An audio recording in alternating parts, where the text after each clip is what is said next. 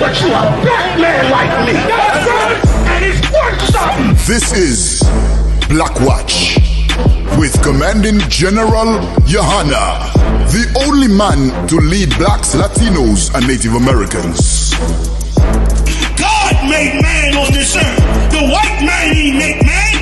God made man. God want man to obey him. Bringing you real news. We don't need a black man in the White House. We need a black man in every black house. For many years, there's a lot of black people who didn't realize how deep the racism of white America was. You ain't gonna do nothing unless you decide where you gonna stand at with the Most High. This station is now the ultimate power in the universe. Righteous solutions to issues plaguing our nation. Boy, you better wake up and see the power that is within blacks, Latinos, and Native Indians. Join us every Monday from 9 to 11 p.m. Black Watch. Let the show begin.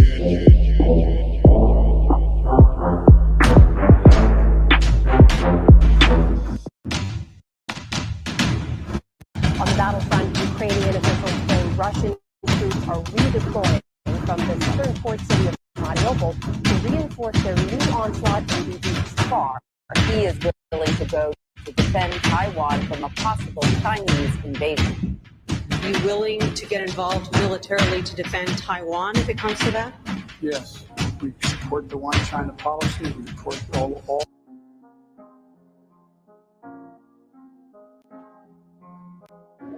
Babylon falling, and we gon' keep bowling. Babylon. SHALAM, Israel. It's the U.P.K. coming to you with another hardcore lecture hosted by Captain of 10,000 Kapash out of Indianapolis. You don't want to miss this. The lecture will be June 4th from 6 p.m. to 9 p.m. Location 3532 North Keystone Avenue, man.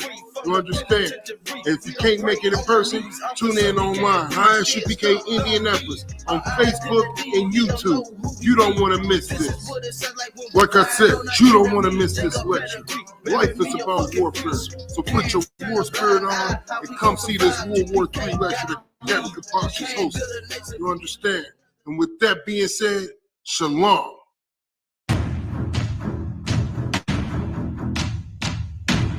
On the battlefront, Ukrainian officials claim Russian troops are redeploying from the southern port city of Mariupol to reinforce their new onslaught and be reached far. He is willing to go to defend Taiwan from a possible Chinese invasion. Are you willing to get involved militarily to defend Taiwan if it comes to that? Yes. We support the One China policy. We support all.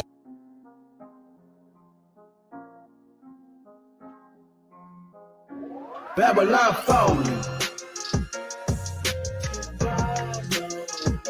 and we gon' keep bowling.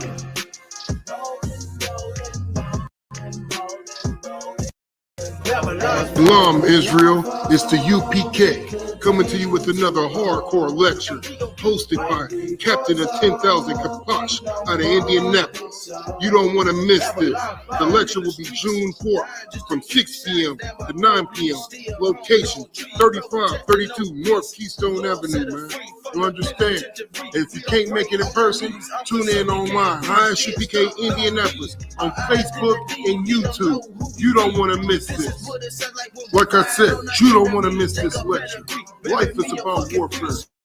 So put your war spirit on and come see this World War III lecture that Captain Kapash is hosting. You understand? And with that being said, shalom.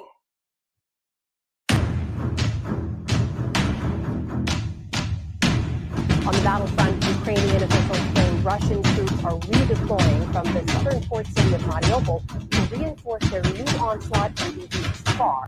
He is willing to go to defend Taiwan from a possible Chinese invasion.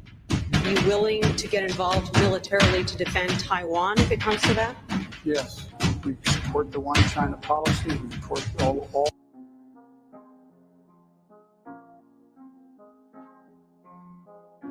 Babylon falling, and we gon' keep bowling.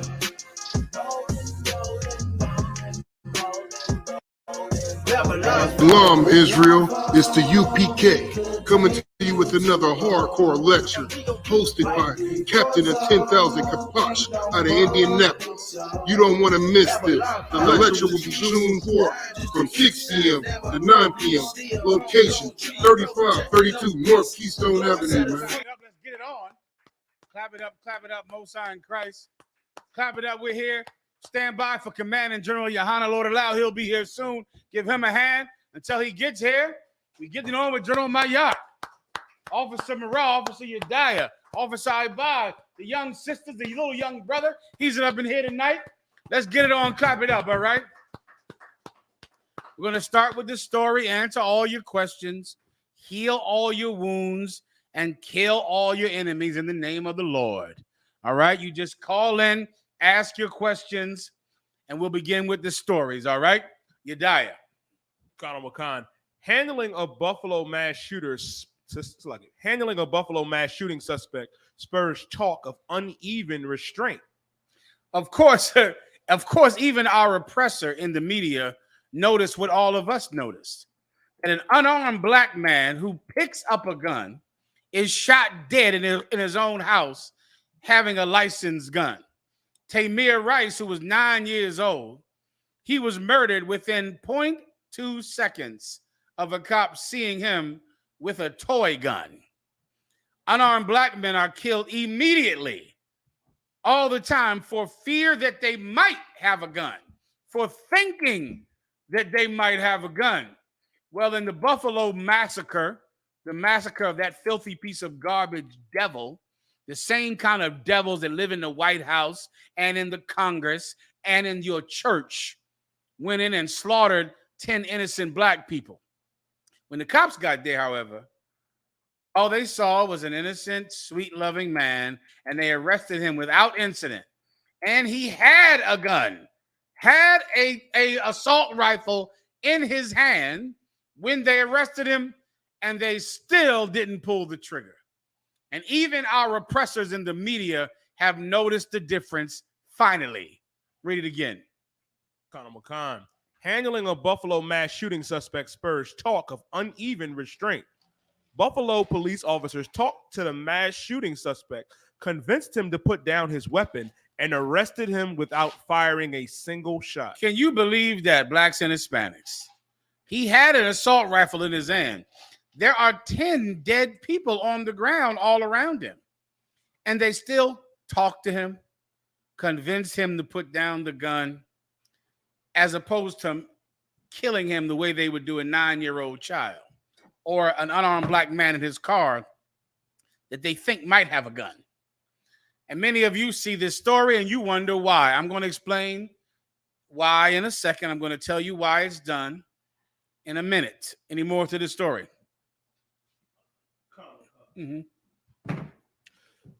It says, when police confronted the white man suspected of killing 10 black people at a Buffalo supermarket, he was the very poster boy for armed and dangerous, carrying an AR-15 style rifle, cloaked in body armor and hatred. Yet officers talked to Peyton Gendron, convinced him to put down his weapon, and arrested him without firing a single shot. They didn't shoot him on sight. They didn't kill him the minute they saw the gun. They used reason and logic and talked him into putting the gun down. It happened just like on TV, which is what black people expect when you meet a cop. You expect for a cop to treat you the way they treat white people on TV. Put down the gun. Put down the gun. Let's talk about this. Call his mama on the phone. Let's discuss this. You expect that to happen, and you wonder why it doesn't happen with a child who has a toy gun or a black man who simply touched his thigh and he gets murdered. You wonder why it doesn't happen for black people. Even the media is asking, why doesn't it happen for blacks and Hispanics? You had a comment you wanted to make. Go ahead. What I find it truly be amazing is also the after effect that it's had on like social media and the metaverse for Facebook. Because I can recall, when the Ukraine started to go to war with Russia, Facebook made posters for your profile that say, pray for the Ukraine. Where is the pray for the 10 blacks?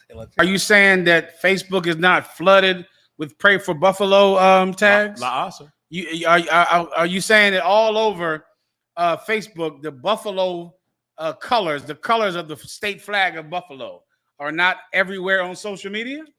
I wonder why. Right?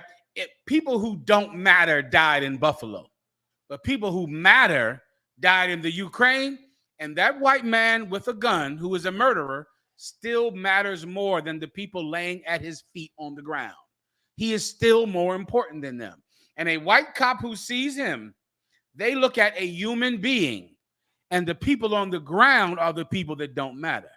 And so they treat him with dignity and respect and kindness and understanding. Before you know it, they're going to talk about how crazy he was. He was insane. He had a mental disorder. Watch when they start to call him a teenager. Whenever someone says a teenage boy, a teenage kid, that's something that they never say when they're talking about black boys who are 13 years old, who they call terrorists and the scourge of the entire neighborhood. When you're 13, you're an adult when you're black. But when you're an 18, 19-year-old mass murderer, a teenage boy with a history of mental illness has killed these people in Buffalo. All of that is to mitigate his guilt. It's to make him someone who is not responsible for what he has done. So what's the first reason that they didn't shoot the Buffalo murderer? It was because he was white. That's the reason. Because the murderer matters more than the victims when the murderer is white and the victims are black. You died. You had something you wanted to say.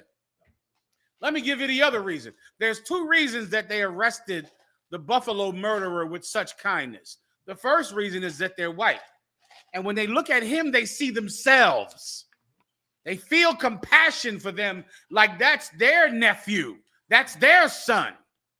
And they don't feel compassion for the dead bodies at his feet because those dead bodies don't look like them.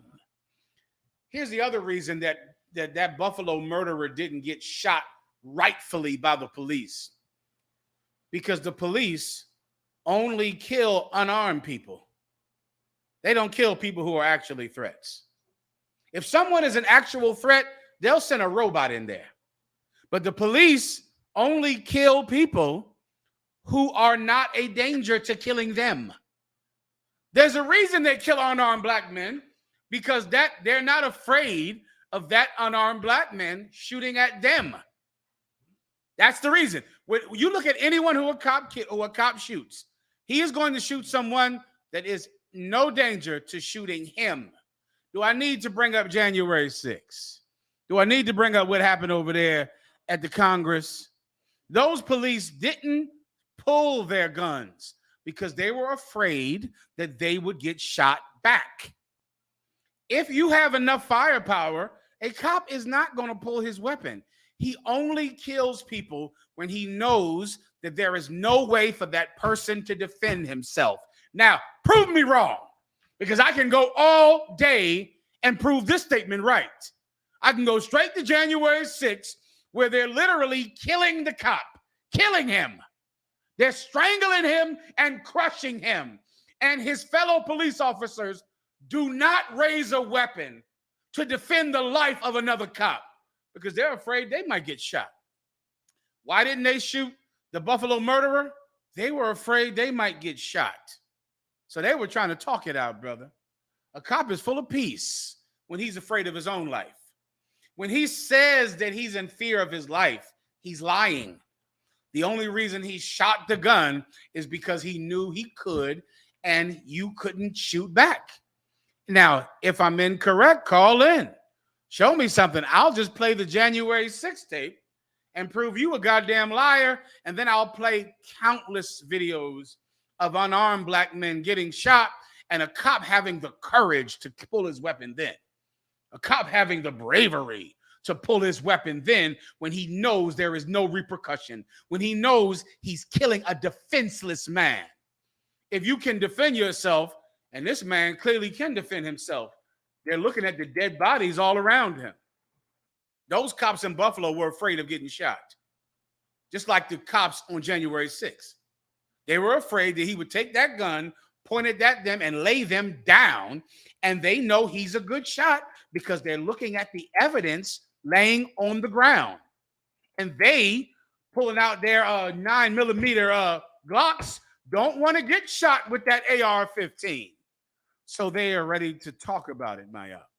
They're ready to discuss things and to make a peaceful resolution to this very serious problem. We can go ahead, Maya. If I can, to your first point of how, they didn't shoot him because he's white, because our lives don't matter to them. And listen, it ain't just the police. It ain't just the white nationalists. It's the average, everyday white person. Listen, some white guy made a post after the shooting and said, oh, clean up on aisle 7. I mean 3. I mean 8, 11, 12, aisle 6. You know what I'm saying? Because the body's everywhere. It made a joke. You know what I'm saying? Some brother called him, had a podcast, and contacted this devil for an interview, and the devil answered the phone. And he said, yeah, we watched this video and we see, do you know that's rude and insensitive to the black community? Do you know? Now, he wasn't no white nationalist like, well, F you guys. I hate niggas. Yeah, I'm glad it happened. No. He said, oh, I'm sorry, man. I was just trying to lighten the mood. I know everybody's feeling bad. I was just trying to lighten the mood, make a joke, trying to, this is an average Edomite, you know what I mean? And that's how they feel.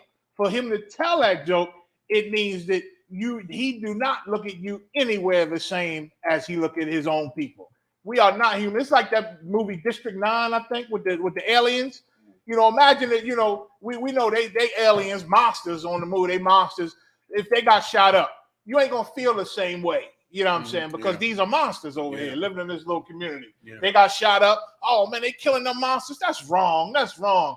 But it's nowhere near how you would feel if they shot a person or your people. And that's how they look at us, man. We the monsters in District 9. You know what I'm saying? The aliens. And they really can't feel no compassion for you like you think they would. Salaki. Give him a hand. That's a fact. You got something? You got something, Marah? Go ahead. Kind of Wakan, sir. I don't know if we pulled this story, but this about the off-duty. It was an off-duty cop pulled a gun on a Hispanic man shopping in the store, thinking he was going to pay for his food. and you got to play it? Kind of Wakan. So Salaki, I got Salaki. It happened a few years ago, but they brought it back up. I think he was like trying to go to court. Go ahead and play for it, sir. Mm-hmm. Kind of Wakan. Which are these? 119. Security video clearly shows Jose Arreola paying for a roll of Mentos at this gas station store. He then puts the candy in his pocket before an off-duty Buena Park police officer walks in. Hey, he's about 15 cents a day. What's up? Oh, I paid for it. Put it back. Try stealing that. No, I just paid. Get your cash and leave.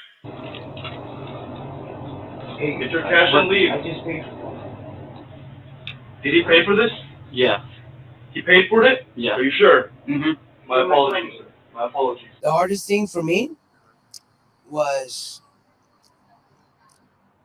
believe it or not, it wasn't really the gun. It was his arrogance, his way of talking to me, treating me like a piece of trash. Arreola says it happened. Let me tell you something.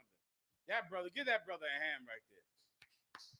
Because let me tell you, brother, that brother from the tribe of I.S.U.P.K, the Lord's chosen people, he verbalized something that no one ever talks about when it comes to police officers. And it's why so many brothers get killed by cops. Because it's not so much about the fact that he's pulling a gun on you or that he's detaining you. It's the disrespect. It's the emasculation of it. It's that the feeling of this cat is trying to punk me. That he's a man and I'm a man. And yet he's coming to me trying to intimidate me, trying to emasculate me. And brother, cops do that on purpose to provoke you. On purpose. It's that, and every black and Hispanic man who has ever interacted with a cop you know what I'm talking about. It's that feeling like he's a man and I'm a man and he's coming to me trying to act like I'm a punk. Like I don't have a woman that I lay next to. Like I don't have kids that look up to me. And he wants to emasculate you and take your honor from you. And so many brothers out would just rather die. So many black and Hispanic men, They get dealt with by a cop, some cop yelling at them, all in their face, trying to intimidate them. And the cop tries to intimidate you as if the only reason you're respecting him isn't because he's a cop.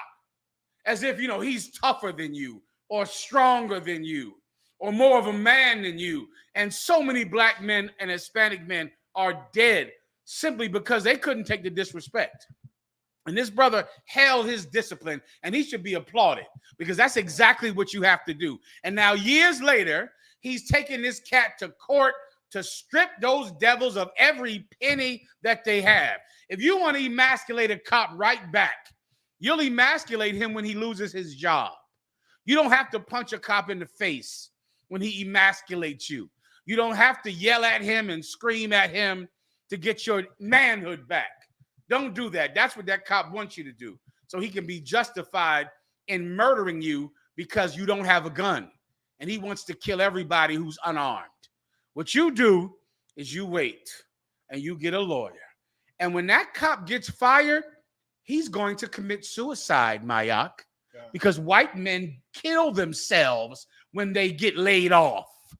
White cops suck on that Glock when they get fired. When they get fired, they're going to commit suicide. And when he gets written up and when he goes to court and he has to go into court every week and answer for what he's done, and then he loses his pension, and when he loses everything and gets fired, he is going to put a bullet in his own head. And then we'll know who God is with. Then we'll know that God looks down upon the innocent. God looks down upon the meek. God looks down and watches the people that can't defend themselves, and he is their defense. We'll know that in that day. So don't lose your composure with a cop when he tries to emasculate you. God. Oh, you use your patience, brother. You use your patience. We'll fight that battle in court. Damn right. And then we'll see who God is with. I pray you understand that. Anything else? Next story. Connor McCon, Fort Worth officer fired. Video shows handcuffed man thrown to the ground. Let's read it. Let's play it. Connor McCon, sir. Says Officer Mitchell Miller was hired in 2017 and had previous discipline for violating department policy during contact with a prisoner. So this is a CO. Is that correct? He's a CO. I think I'm missing the texture of the story. He's a police, a regular police. Oh, a prisoner. I'm sorry. He arrests people. When he arrests people, they become prisoners the minute the handcuffs are on. And what is he in the past? What has he done? Connor McCon, sir. This is Officer Mitchell Miller was hired in 2017 and had previous discipline for violating department policy during contact with a prisoner. So in the past, when he arrests people, he violates their rights and abuses people after they're in handcuffs. He did this once before, and he was disciplined by the police department before for doing it. Go ahead. Connor McCon, a Fort Worth police officer is off the job following an investigation. He's what? He's off the job. He's what? Is off the job. That's how you fight him, Yediah. That's all. Just be patient. This is the patience and the faith of the saints. That's right. He that goeth into captivity shall go into captivity. He that killeth with the sword must be killed with the sword. This cop will kill himself. You don't have to harm him. He's going to sit in his garage, in his car. What kind of car do those cops have, Mayak? Cop car. They always have the same. Come on. Salaki, they usually get them trucks too. That Ford truck. F-150. The F1, thank you, man. That's what I was waiting on. That cop is going to be in his garage. His wife is going to go off to work at the hospital. He's going to say goodbye to her. She'll drop off the kids. And he's supposed to go, and remember, he doesn't have a job anymore. So he tries to go to the gym or go fishing or go down there and hang out with his buddies. And he gets in his car and he closes that garage door and he cries, Maya. He cries. And they always hold their gun in the hand when they're crying. Like they hold it like, and they holding it. They're always cleaning it, touching it all the time, right? Because it just makes them feel good to touch it. And of course, he's touching it while he's crying. And he's going to put down the visor of his car and look at the picture of his baby. that's held up in the visor, just to get one last look at his wife and kids. And then he is going to suck that Glock. He's going to put it right in his mouth and kill himself. Then God's will be done. Then he that killeth with the sword has been killed with the sword. He's going to kill himself. And then all of the people who have felt like they weren't human when he arrested them will know that they are. They'll know they are. You die. Well, I was going to say, sir, in most cases, sometimes, you know, I mean, he might kill his wife and kids before he You die. I forgot about that. Yeah, sometimes, you know, it's called family annihilator syndrome. Look that up. Family annihilator syndrome. It's when a white man thinks he is the savior of his family, and his family cannot exist without him. And he thinks, I'm going to kill myself. But you know what? After I kill myself, my kids are going to look at me like I'm a quitter. My kids will be ashamed of me. My wife will be embarrassed when she goes to church. So they say, it's better that I kill my family so that they don't have to survive the shame of not having me. It's like true narcissistic syndrome when they think they're the most important thing in the world. And people that think that the world revolves around them, when they go to commit suicide, they kill everybody first. Because in their mind, the whole world revolves around them. So if they're not there, it's really not helpful for anyone else to be alive. And they kill everybody first. I'm sure this Buffalo bastard, he probably thought he was going to kill himself after he killed all the people that he thinks are the problem in his mind. But then, of course, he didn't kill himself, and there were cops there to make sure that he came home without being harmed. Who had their hand up? Marah. We have it, sir. Go ahead.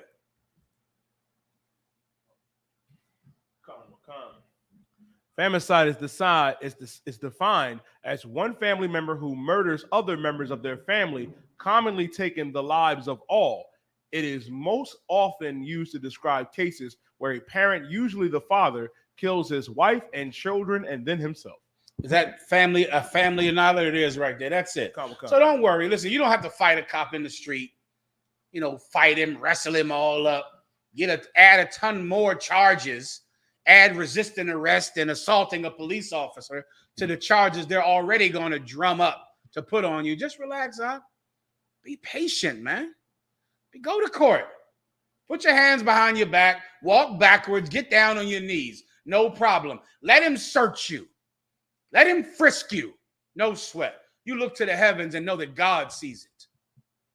And in a minute, he's going to suck his own Glock. It's going to happen. Keep reading the story.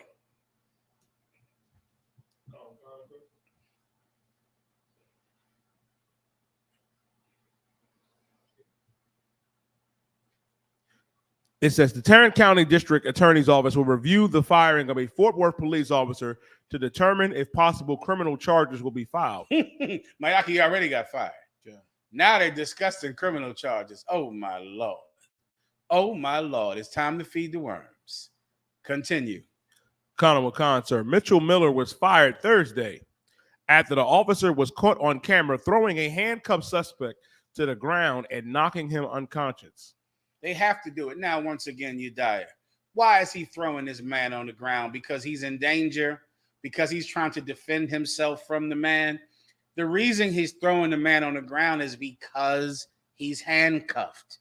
It's because he is not in any danger of getting hit back. That's the point. That is what I just said, didn't I? That the reason that they didn't kill that shooter is because that man was dangerous in Buffalo. He had an AR-15. He had just killed 10 people, and the cops that arrested him were afraid that they would be killed themselves. And he was white, and that means he might have a chance to repent and change and become a good member of society, even after that murder. If you're handcuffed, that's when they're going to beat you. After the cuffs go on, because now they're safe. Yeah. They're safe. And from what I heard, the Buffalo shooter had armor on, right? Oh, he had a vest on. He had armor on. Yeah. So now, the police ain't gonna mess with that, brother. You know what I mean? The Judite cop, Lord be with him, he shot the Buffalo shooter in the chest. Shot him. And it did not go through that vest. and then he got killed. He got murdered. Those cops know that when they get there, if they miss or they hit that vest, they are getting mowed down in the market. And so now it's time to talk it out. Now it's time to have peace. He respects strength. He doesn't respect weakness. He damn sure does not have mercy. He is as the deaf adder that cannot hear your cries. He can't hear your pleas. Sister, I'm sorry. Sis, go ahead.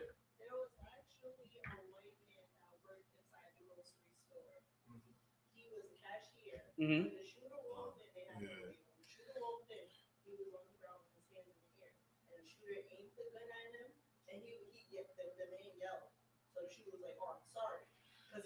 He was white. Give her a hand. That happened. The sister brung it out. I believe we have the video. If we do, Marah. A white man was the cashier. He's laying down, curled up in a ball. He screamed. The Buffalo murderer saw him and apologized. And then went and left him and went to go kill black people. His life mattered. That was someone that mattered right there on the ground, curled up in a ball. And when I tried, many days after this murder, right, I've tried to understand white people, which I've never had. I tried to get Commander General Yohanna to make me understand them, right?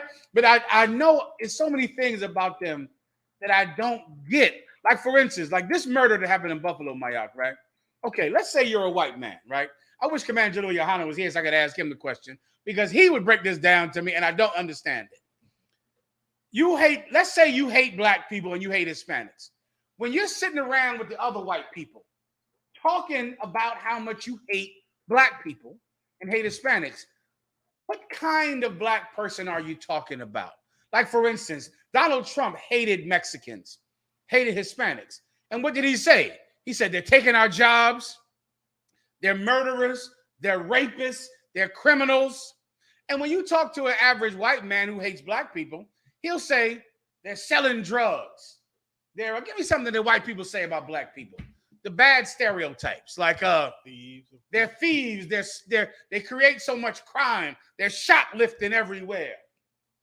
They're shooting everybody, they're gangbangers. When a white man talks about the reasons that he hates black people, he brings up that we're criminals and we're murderers and we're thieves and we're shoplifters. Mexicans are rapists and criminals. Now, this white man hated black people, but he on purpose did not go to a market where there would be criminals and where there would be gangs and where black people would commit crime. Do you understand? Yeah. It's like, okay, the ones he hates are in that other market. That's the market in the bad neighborhood, the kind of neighborhood he brings up when he's talking to other racists. You know, a neighborhood full of gangs and violence and baby mamas and kids who aren't learning any respect. But when it's time to kill them, he avoids the very kind of black people that he hates and brings up to say we're a worthless people because we're in gangs and we commit violence and we steal. And instead, on purpose, he goes to a place where there's no crime, no gangs, no one doing the very things that he hates about black people, and he kills them. And it happens every time. That cat who hated black people who went in that church. Like, he hates them. And you can guarantee when they're sitting around talking around a trailer park, drinking beers, they're not saying, I hate those black people always in church on Sunday all day. They're not saying that. They're saying, I hate those black people always getting high, committing crime. They don't never have a job, always on welfare, gang banging and stealing. But when it's time to murder, he kills the people who aren't doing any other things that makes him hate black people. Now, someone break that down to me. Okay, who answer that? That's a hell of a point you make. I never thought of. But it sounds like more of their cowardice. Hold up now. You know what I'm saying? Go ahead. Like, they hate the bad guy. Oh, I hate him, but I'm so scared of him, I'm going to just go kill a good guy. Okay. That's what it sounds like. Give him a hand. I think he's on to it. Okay. You dying? If I could, sir, if I could add to what GEN.YAHANNA broke down, Officer Kamara can contest to this. We had one of them high-profile active devil shooters walk past camp on Friday. Officer Kamara was like, y'all devils know y'all like to go up and shoot up supermarkets. The ones that sit in the basements got those cuts. And the one devil that fit the description turned around and was like, whoa, guy. And Marah was like, yes, you. You know what I'm talking about. It's something, it bewilders me. And okay, it almost goes against anger. You've been angry at somebody, right? If you're mad as hell, why wouldn't you go and kill the people you're mad at? The people that you talk about all the time. Yeah. I'm so sick of them black people. They shoplifting and gang banging. Why, when it's time to kill? Listen. Iso War said the same thing. He said because he, just like the cops, he will only kill those who will not kill him. I give him a hand. How did I forget? That I didn't even realize that, Mayak. But that would explain it. Because I think if I got so mad as hell, I would, be mad at the people I'm mad at and go hurt them. But that's not how they think.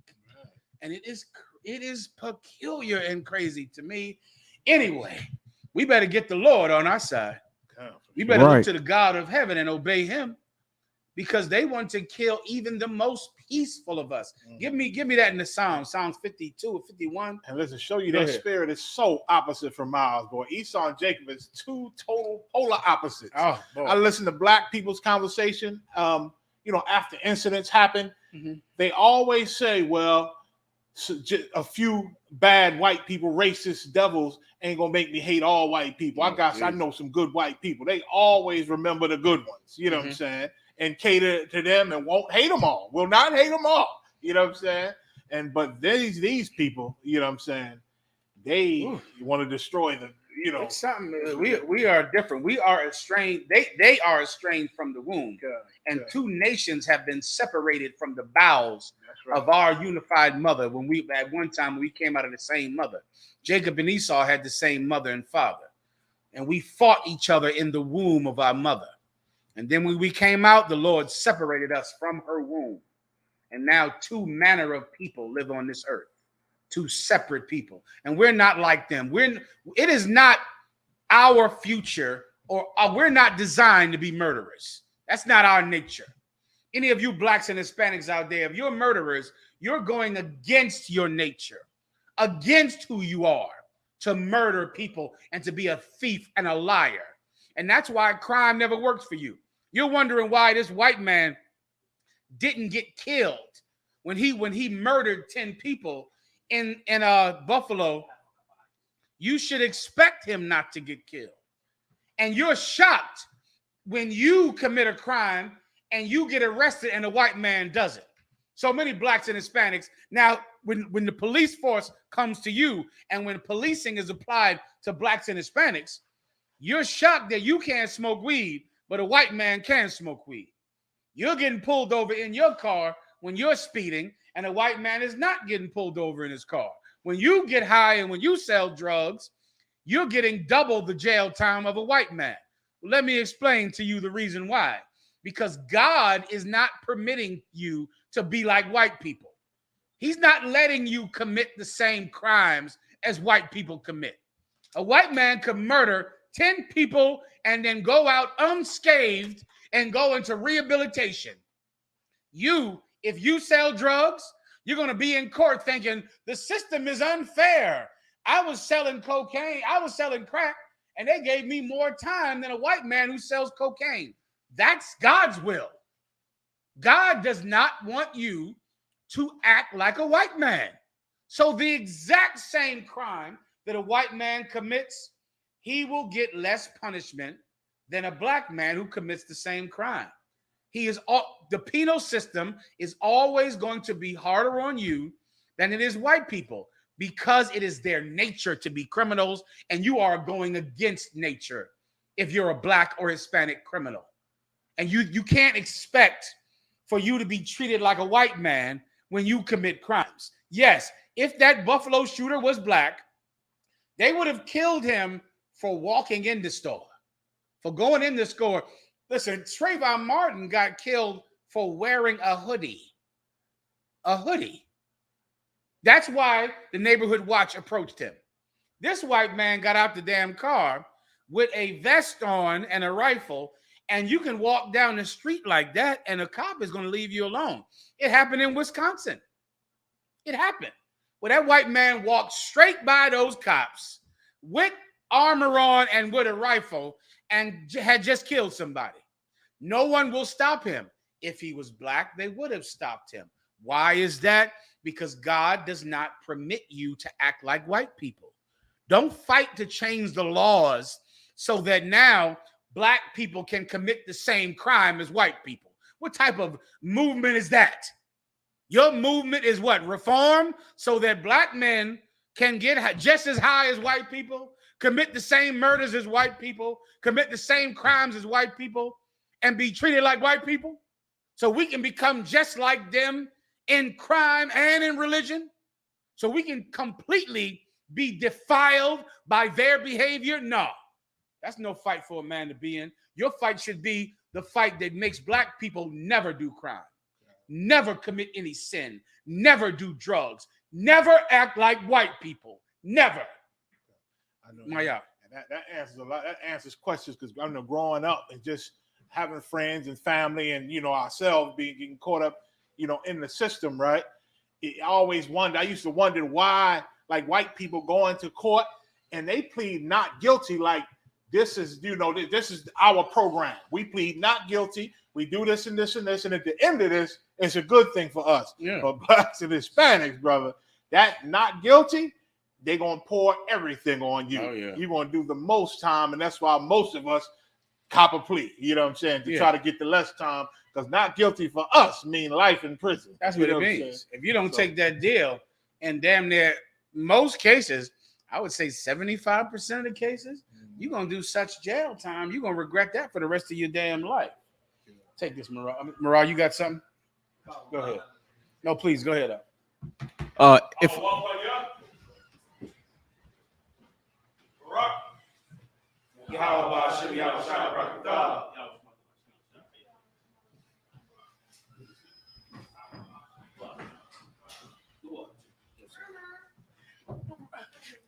all right, Salaki, sir, if I may, what's so heavy is that just like you said in the movie, like everything you just said was so heavy, right? It is a movie out. It's a movie out called Stick Me Up, right? Mm-hmm. I got a picture of it right here. It's called Stick Me Up. Now the movie is corny, but but if I may, I watched the movie, right? Now this devil right here stuck up the is a woman. She racially profiled these two brothers having a dinner about their business. The brother said something to her about it, and then this devil pulled the gun on him, stuck up the whole entire diner. Two black cops came, watching them walk around with the gun. They called him for backup. Nobody coming, so they didn't do anything. So he's sticking up the diner. While he's sticking up the diner, they're in there having a full-out racist conversation, like, well, why is this happening? You know, we didn't do anything, and then they start talking about love and all these different issues, right? In the middle of that, he puts the gun in his mouth. Devil, talk about my wife, my kids, something. And it was so heavy because it was a brother in there with a devil wife, and he took the gun from the other devil, and he said, "Baby, to hell with that. Get the register. I'm tired of being broke. To hell with all this. We getting out of here." And everybody in there turned on the brother when he took the gun from the oppressor. So long story short is the end of the movie.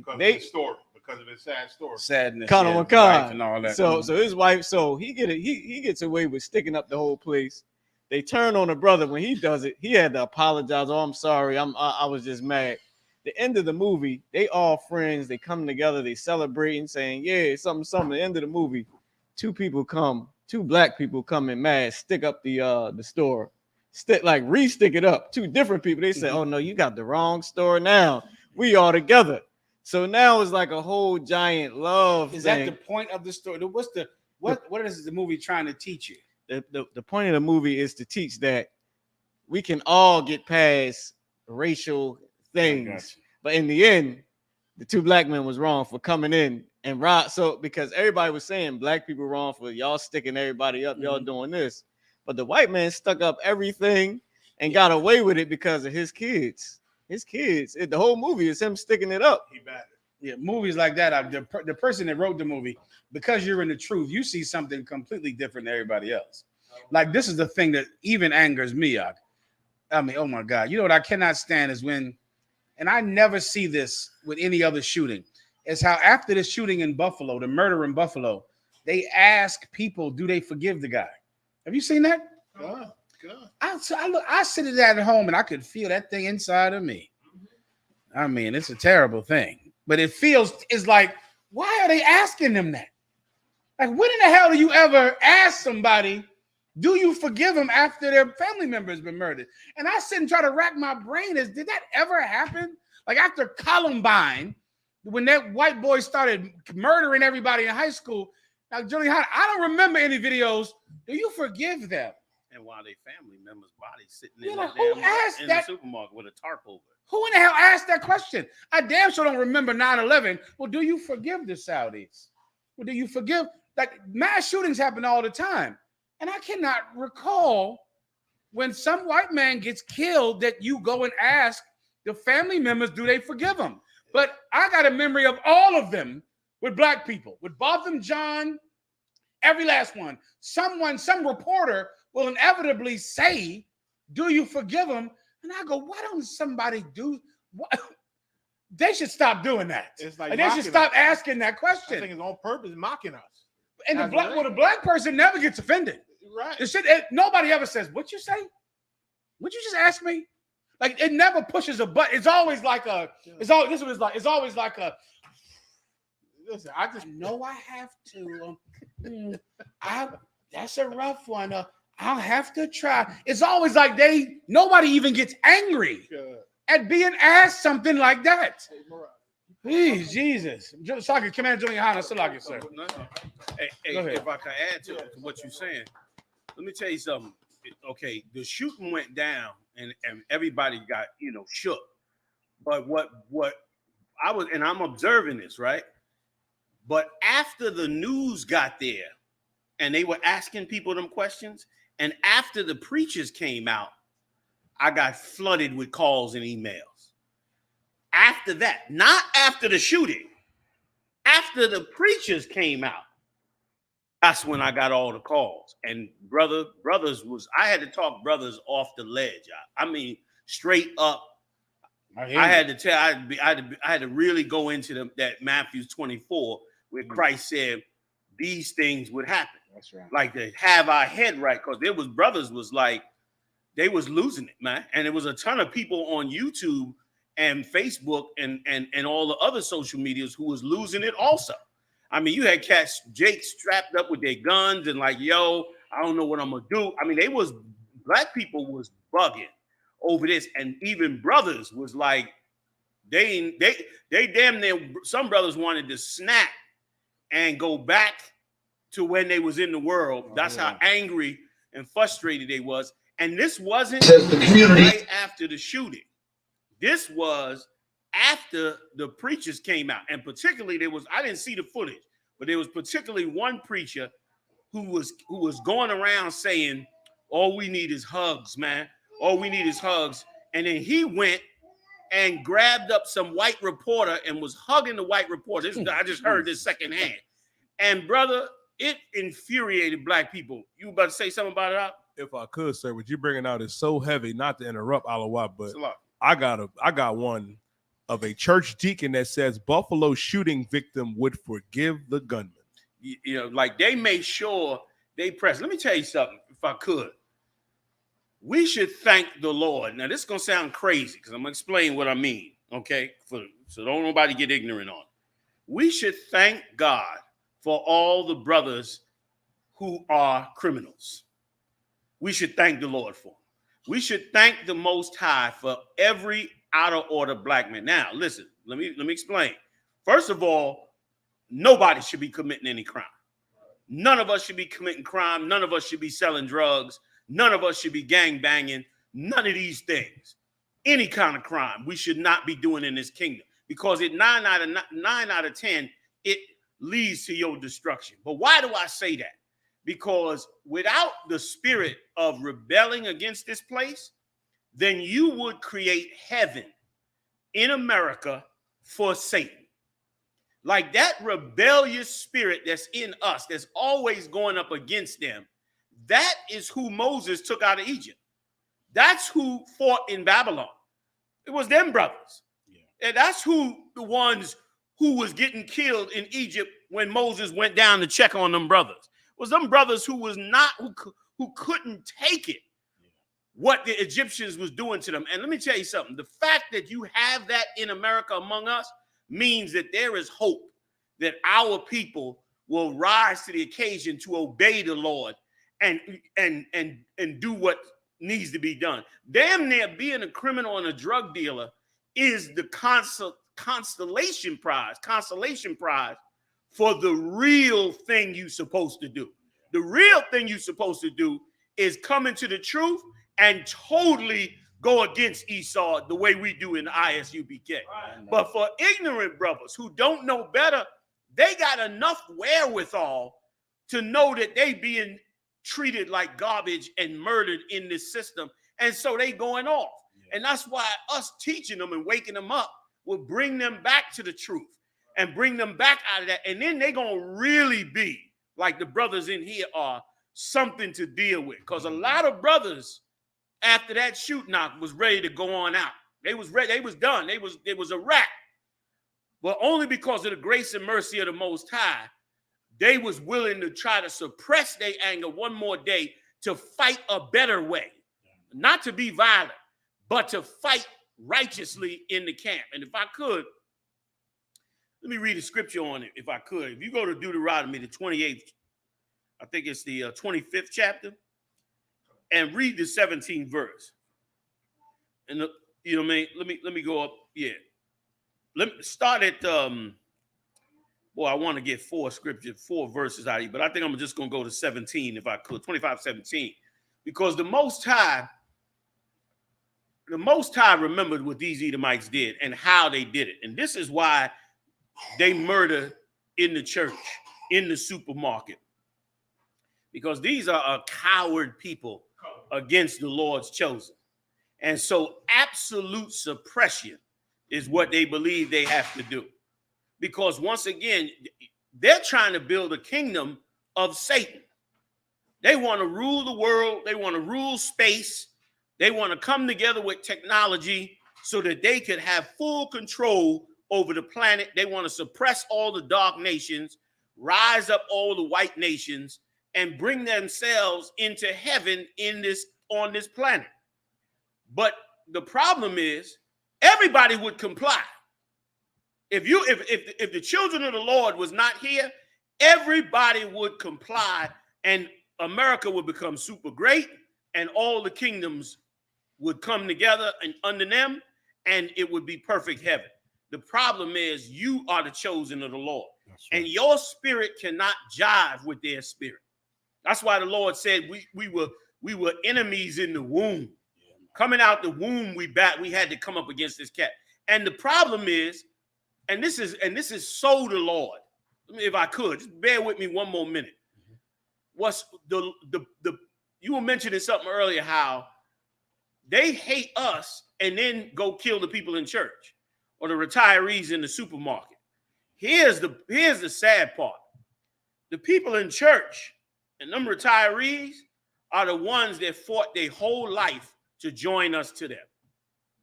Not knocking them because they ain't supposed to die over no Edomite. I'm not dumping on those brothers and sisters that died. But it's a wake-up call for us.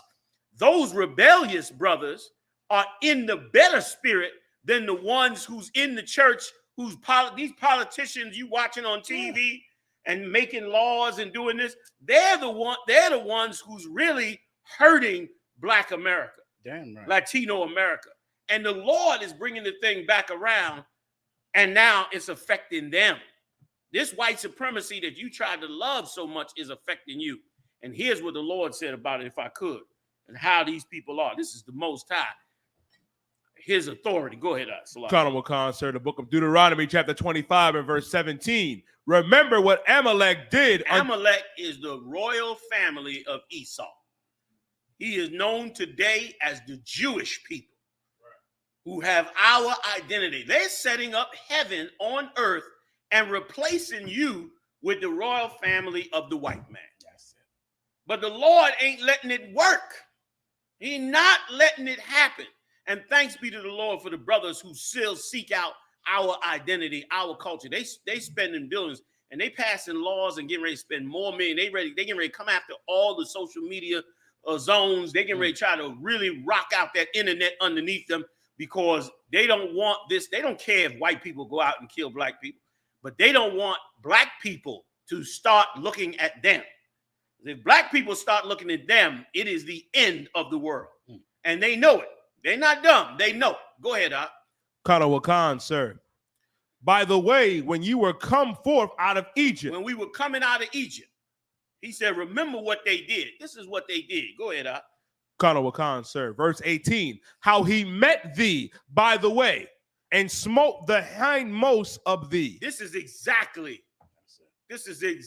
what that shooter did in Buffalo. He found the hind part of us, the elderly, the ones that couldn't defend themselves. He full out body armored himself up, got the baddest AR-15 he could find, totally zoned his head in, right nigger on his gun and all of that. Here's your reparation. Put his whole mindset together, trained with the weapons, all that to go kill the hindermost part of our people, the weakest part of our people. Go ahead. Honorable Khan, sir. Even all that were feeble. All that was an elderly person, they feeble. And listen, and here's what, let's not, as we read the 18th verse, let's not neglect the 17th verse where the Lord said to remember this. Remember this. Why do you have to remember this? So that you don't buy into that garbage that they feeding you about kumbaya and love and all of that when you're dying in this place in 1,000 ways. In 1,000 ways. This Similac, brother, this Similac thing is making people go crazy. They landed a plane from Germany with enough Similac for 17,000 kids, and white people were on the tarmac like a third world country. They was on the tarmac like a third world country. And I'm coming right back to it. Let me divert for just a second. And boy, will we learn what is God trying to say? You better learn how to breastfeed now. You having a baby, you better learn how to breastfeed. You understand? Like you better really understand how to breastfeed because the world took for granted that Similac was just gonna be on the shelf. It was like a no-brainer. It was like surely the Similac will be there. And woke up one day and the Similac gone. Baby can't get no food. Mother ain't been feeding. Breast dried up. They getting their guns out. They going crazy. One Moabite went up in the store, took all the Similac off the shelf, threw it in the shopping cart. Brother, black woman came up that worked in the store, said, ain't no way you taking that Similac out this store. And all hell broke loose in the store because the Moabite was going to take all the Similac and do what they do, quadruple the price and sell it on Amazon. You had to buy the Similac on Amazon 4 times the price, and the package may not even be full. They cut some of it out. Stepping on it like it's a dope package or something. On the Similac, and brother, and once again, something the Lord showed us a long time ago. We, as thin as your skin is to cause you to bleed, is as thin as the most powerful empire on this earth. I don't care how powerful your empire is, your skin just takes a little prick and you bleed it. And that's the same with these kingdoms, man. You can't trust in these kingdoms, man. The Lord said, lean, I know I'm running, but I'm coming back. The Lord said, don't trust in Egypt, man. It's like a man putting his hand on a staff that is a reed that is broken. It'll go through your hand and cut you. You can't trust none of this that you see in front of you. That's why I love my line in Star Wars with Darth Vader, where he come behind them cats and say, do not trust in this technological. Y'all seen it? Oh, I love what he said. I love what he said because he's trying to say, you know what I mean? The Most High is more powerful than all that. If you understand, the metaphor. So I'm diverting. I'm gonna let you finish the scripture, but let's not forget these people, man, and what they did. I'm sorry. Go ahead, please finish that verse, and then you were gonna make a comment, Salah. Khan, sir. Even all that were feeble behind thee, when thou wast faint and weary, and he feared not God. Like they don't fear the Most High. They'll kill us, kill our babies, kill your son unarmed. They will just expend any anger that they have about anything against us. Like there is no God seeing any of this.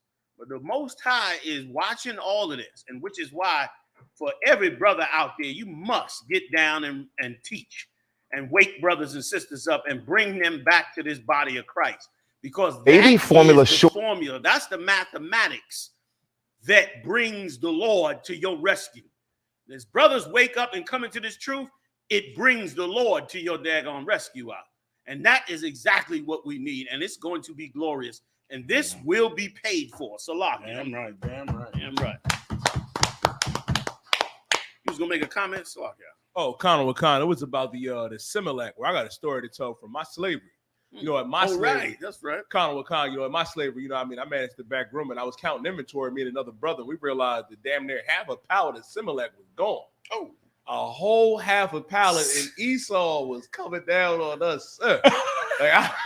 Somebody pushed that. They gotta check the cameras. we ran the cameras, right? I was like, oh man, I ain't gonna tell on the brother. Oh, I ain't telling the brother, but brother stole at least about 50 packs of 6 cases of Similac and was selling them outside the store. Damn! Good God! For like a month, sir. That is crazy. That's crazy. Rough. Yo, man, that's rough. That's what this kingdom is coming to. And listen, if I could, last point. Here's the scary part that Esau better get ready for. Because just like in Egypt, the Lord gonna plague them out and not us. And white people going to be coming. You think they kissing boots now? Yikes. Let the Similac come up in the hood and not be in white areas. And the nationwide shortage. What you think you about to see then? Go ahead, Al.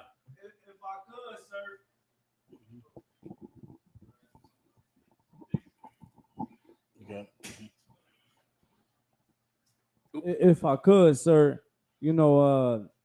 the poppy stores, the bodegas, they still got it in stock. The same way they always had the toilet paper in stock during the pandemic, all the waters and all that. You know what I mean? Like we got it, sir. The Lord definitely looking out for us. Like that's the part they ain't ready for. You know what I mean? When the Lord, when He cut certain things off of the Edomites, let a brother come up with some formula at home, some Similac formula at home. And don't give out that recipe to Esau. Oh boy. You know what I'm saying? Let something like that happen, and you're gonna see the whole earth turn upside down. Like the Lord is in heaven and man is on earth, and the Most High can bring judgment at any time for the madness that goes on. Salakia. You done. Say one more time. Monkeypox, yes. CDC officials sound alarm for gay and bisexual men as monkeypox spreads in community. No, I know you ain't hear about that. No, he gonna break it down. Go ahead. Listen, this gotta be a fake story. No, come on, come on. I'm gonna lose my mind. Go ahead. The Centers for Disease Control and Prevention on Monday alerted gay and bisexual men that monkeypox appears to be spreading in the community globally, warning people to take precautions if they've been in close contact with someone who may have the virus or to be on the lookout for symptoms. It says Dr. John Brooks, a CDC official, emphasized that anyone can contract monkeypox through close personal contact regardless of sexual orientation. However, Brooks said many of the people affected globally so far are men who identify as gay or bisexual. Damn. and the percentage is gigantic. Like say, like of 12 people that got it, 10 of them are gay men. Damn. Yeah. Like, come on now. You could not write this in a movie. I mean, the Most High done talk that the monkeypox done targeted the sodomites. Like, and that's how it was with HIV. Just like this. HIV was just like this, and it started. They didn't know what it was. They was trying to figure it out, and them sodomites was dropping dead, brother, like wildfire. It was called gay cancer first. Yes, it was. Because they just thought all these, they just dropping down. They don't know what it is. It seems like it's happened. A lot of people in New York getting it in the village, and they don't know why. It's the gay cancer. They didn't understand it until they did. Yes, that was so true. Every undercover brother that was going to church, oh my goodness, he started losing weight. People was, you all right, man? He started dropping pounds. Nigga, you all right? Yeah, man, I'm all right. Everything cool. Later on, he get down to about 90 pounds. He revealed, I've been messing around, man. And the homies be like, man, throw that nigga in the river, man. Salah. They ain't actually do it. You get the point, right? You get the point. Right. Like, that's crazy, man. You got more on the story? Or that's pretty much it? That is crazy. That's ridiculous. It's targeting the homosexual community. That's the Lord. God. Like, that is, I'm a plague this group and I'm gonna leave this group alone. That's crazy. Yeah, that's the story, and that's the whole story. If you want to move on, but that is the story. That's who it's targeted. That's who has it. And if I could, just to add on to it, everything that's happening right now are definitely God talking to you. You know what I'm saying? Like the Lord said, I will not meet thee as a man. And he is not. These plagues is coming down, and every last one of these things that happens is a message to this whole world, and especially to the Lord's chosen people. Like, that is a direct message from the Most High about your lifestyle. Come on with it. If I could, sir, it says that Madrid's senior health official said on Monday that the Spanish capital has recorded 30 confirmed cases so far. It said authorities are investigating the possible links between a recent gay pride event and the Canary Islands, which drew some 80,000 people. Damn. There you go. That's how it happened. 80,000 gay men went to the Canary Islands, and they did more than sing. Shalom. And now the world is plagued with the monkeypox. They got on them planes and went all back. They had orgies, gay orgies in Madrid, and then got on planes and went to wherever they from. No, this was in the Caymans, right? Was that Madrid or the Caymans? They started in Spain, then they went to the islands where they had the race. So they started and then went down to the islands, transmitting it everywhere they go. From that one event, that one, what they call it? What they call it for COVID? Spreader events. I forget the name of it. Super spreader events.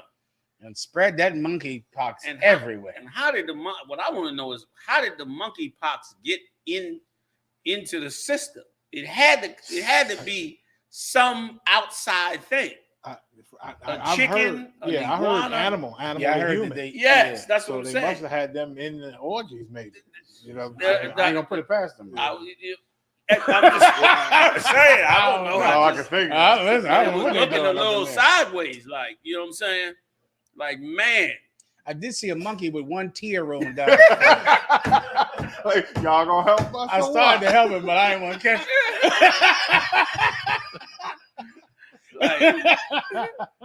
That is crazy, man. Like, this is a real crazy world. And let me tell you, and it's crazy in that things that's obviously you're not supposed to be doing. You doing them and fighting against the Lord, trying to do them. And as a result, look what the whole world got to have monkeypox because you got to have a super spreader orgy in the damn islands. You know what I'm saying? Then come back. I guess you identify as bisexual. Now you're giving it to the women. Right. You know what I'm saying? Then the women. There you go. Yeah. And forget about the child molesters. They passing it to the babies. That's it. You know what I'm saying? That Roman Catholic Church, I ain't got to tell you. Keep going, you darn. God. Where we going next? Keep going, you darn. Young boy forced to amputate finger after fleeing from racist school bullies. An 11-year-old boy had to have his finger amputated after he was severely injured while fleeing school bullies. According to mom, Chantel Bailey, her son, Raheem Bailey, has experienced racial and physical abuse since he began attending the arbitrary learning community in Wales. He was desperately trying to escape his bullies by hopping a fence when his finger got caught breaking in two. Raheem was attacked and beaten by a group of children while in school. He was pushed to the ground and then repeatedly kicked, Chantel details in a recent Instagram post. Raheem made a desperate attempt to leave school grounds in order to escape the situation. I received a phone call from Raheem, and then the school informing me of the incident. Staff allegedly informed Chantel that an ambulance wouldn't arrive for 2 hours, so that they were taken to a minor injuries unit by school bus, even though Raheem's injury was severe. Despite 6 hours of surgery to try to save Raheem's finger, it had to be amputated. If I could.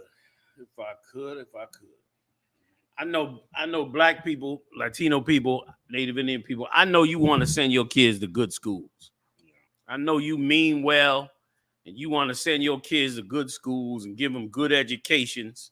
But you better build up your schools. You better wake up and you better build your schools, because if you don't, this is another sign from the Lord to say you cannot go integrate black people in these all white schools. Like, you destroying, even though he's gonna get that great education, you destroying your child. He must be among his people and have some sense of his own culture. You know how many people destroyed from these interracial couples, man? They're just destroying these kids, man, because the culture of black people is always dominant over the Edomite culture. And the Edomites know it instinctively. They see that spirit on you, see your ability, they see all of that, and then they see you vulnerable because your number's low. And then, you know what I'm saying, they trying to get you. Salakia. I heard a story on the radio. They just on that note, you may remember. They said there was an Israelite father had a son by an Edomite woman, and so the boy, I don't know how he looked like. I just heard it on the radio. They didn't say what he looked like or his tone, but he grew up with the critical race theory. He started looking into that with his school, going into it, and then start realizing that he's mixed, but he should be identifying as black and been getting treated like a black person, and so told his mom, I'm black. I don't want to don't call me mixed no more. I want to be black, and start calling her racist around the house when she say certain things to him. Said, "Mom, you racist." So now she trying to sue the school because of the critical race theory and got him only identifying as his father and calling her racist. So amazing. It's crazy. That is amazing. I was going to add something to it if I could. Like, once again, gentlemen, that is proof positive where critical race theory is supposed to be taught. Like, they teaching it, they trying to force it into the Edomites. But the brother who's actually in the class with the Edomites, he pick up on it, and then he go full force into his own race, which show you what we doing in the ISUPK is exactly what you're supposed to be doing. You're supposed to be teaching us about critical race theory. And listen, and that will wake people up like he did. He turned on his own mother like, you a racist. He started examining all the stuff that happened to black people, and then start examining what his mother's saying, and he start seeing you racist too. You had me from a black man, and you still hate black people. Like, you know what I mean? He started learning the lesson right there. Critical race theory got to be taught in black schools. That's it. The hell with teaching them it. Once again, that's the integration. Sloppy, I was done. Like once again, you trying to integrate us instead of educate us. If I could, sir. Please. It's like critical race theory is like so many things in black and Hispanic culture. Black people don't feel free to even like something unless white people like it. That's true. Like, if we can't do a thing, if white people don't do it, if they don't accept it. So you, as opposed to just going home and teaching your child his culture, teaching him real history, you can't do it because you need white people to accept it. You need white people to like it, or else really you feel wrong. I think it's like a conscience thing they have, to do something or teach a thing that white people might not like. Yeah. That's it, sir. It's lucky. You died. Go ahead whenever you're ready. Go ahead. Good, so I got another breaking story the officer in the car brought up. So Right. Breaking news. Come on. Breaking news up. Get it on. Breaking news, sir. What you bringing out is just so heavy about like the critical race theory. You know what I mean? I know we talked about Deion Sanders. The number one coach in college football, his name is Nick Saban. He accused Deion Sanders of, bribing students with like $1 million a piece to go, to his school, at HBCU. And Deion Sanders' response was, he gonna have to answer for that. And Deion also said that he ain't paid nowhere near as $1 million to even coach the school that he at.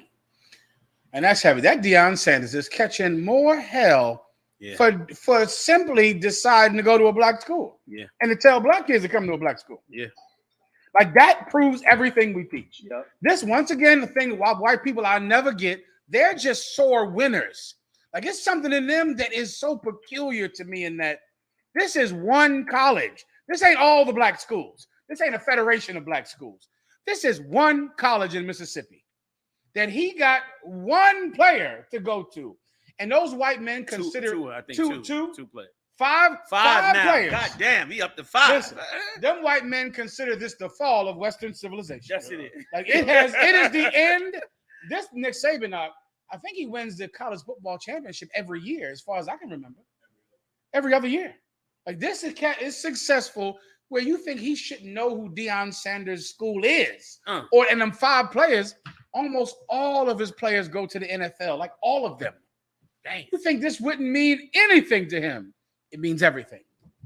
It's a way to think that I guess that's how they gobble up the earth, because it's a wild way to think, and that's how they think.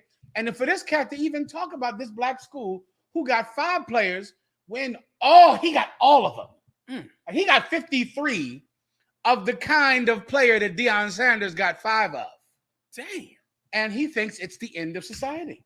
That it happened. You die on the car. And if I may, sir, what's heavy about that, even the accusation coming from Nick Saban, if the NCAA was to investigate that, they could suspend Deion Sanders and the program, even if the accusation is not true, because the NCAA has that type of power. So for Nick Saban to even throw that out there, knows that he feels threatened by a black man at a black school getting black and Hispanic recruits. He's trying to shut him down. And remember, these 5 players could have went to another white school. Connor McCall. It's no saying that they would have definitely went to his. He could have lost them to his competitor, which would have meant he would have lost the championship if he loses, 40 of them. But that didn't matter as much as them going to this black school. It meant everything that they did this. And I mean, like you said, that's how they built this empire. I'm watching something like an old Western, and I know Esau, when the roads was dust, buildings that wasn't built yet, it'd be a big field of just dirt, and they start a community here. Now this one cat got businesses and everything, and the farmers nearby, Issachar was the farming. He was getting grain and things from them. Now another cat came and got with one of the farmers, and the farmer started also selling grain to him just because he was paying a little more. But he didn't cut this cat off. But this cat, it was not enough. That was too much for him. With all he had, all that he got, all the farmers he dealt with, this one farmer also selling to this guy, that's competition to him. And he hired guns to go, It was a whole war. There's so much of that true, and that's based on true stories all throughout history, all throughout the West, and the cattle and the cattle industry and all of that. That's a wild, greedy people there, brother. That's wild and greedy beyond comprehension. Yeah, like you have to be wiped out to be around them. Like that's what Tulsa, Oklahoma was. Them brothers was out there building businesses and making money and getting independent, and he look at it and he got to wipe you out. And that's why it's so dumb. That's why what Martin Luther King did is dumb. Is what black politicians do is so dumb. They're spending their whole lives trying to join us to this man. You understand? When this man, you got to be wiped out to be with him. You got to either be wiped out or you got to be completely brainwashed to be totally down with him, because that's the only way he could even stomach you around. He got to know that you, like I said, like black people in America we should all put on rags to put on the most raggediest clothes we can, rip it up and everything, and go outside and live our lives like that. And I guarantee you, white people will start loving black people. Like if you walk out, if everybody's hair was a mess and everybody was totally in poverty, and thank you, master, for every crumb that we got, never argued over higher wages or anything like that. Then he would, if you would be like his dog. That's it. Like you got to be like his dog, and he could tolerate you around. He got to never have to feel like you're a competitor. He got to feel like you're just his dog. He don't got to think about you, and then he can deal with you. I mean, the cruelty that was done to us in slavery.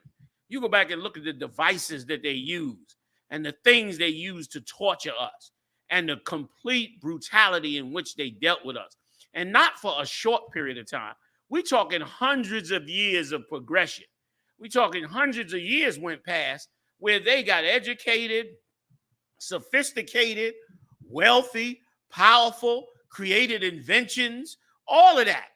Meanwhile, kept us, damn near naked and chained up to the absolute last minute that they could, until finally they got so wealthy that the North decided we got to destroy them or they'll take over the whole country. And then finally the chains came off of our damn our wrists. We couldn't even talk. We still can't. You go down, you turn on the news or TV shows, most of our people don't even know how to talk. You hear them talking, they can't pronounce words. You know what I mean? Something that's taught to children at 6 and 7. We don't even have that. And even then it was horrible as hell. You know what I mean? The way that they dealt with us with it, man. And so the fact that and them white colleges been bribing ball players. Oh my God. You know what I mean? They've been Deion Sanders, whatever he's doing, it is certainly no different than what they did. It's certainly no different. And just think about how many black leagues and players and teams they destroyed when they went and took the Jackie Robinsons and them and put them in the white league and totally buried all the black leagues. Look how much we lost during them times. And of course, they could care less about any of that. Like you said, they threatened at the fact that you could even be an ounce of competition. It's crazy. Go ahead, Salagi. That's crazy. And if I could, like his program, he's been running his program for about 3 years. He did a complete turnaround as soon as he got on the field. A lot of players want to go to his school because, even in a recent interview, he said, "I'm more than a coach." Like he knows, like he has a sense of brotherhood, and he understands that he is an older brother, and that a lot of these brothers don't have fathers. So his program is just not about playing football. It's about life lessons and knowledge of if you're going to go to certain levels in your life. Like he actually bought a known Instagram whore. Is that all right if I say that right? Mm-hmm. That's all right? Yeah. Okay, so she's a known Instagram whore, right? And he bought her before his whole football team and let them know this is who y'all don't want to deal with. Oh, shit. Straight up and down. And she literally was down for the interview, like sitting there talking to him. She's like, you don't want none of this, right? So with a black man doing that, and when he told Coach Saban, he said, listen, I don't have to pay my people to come play for me.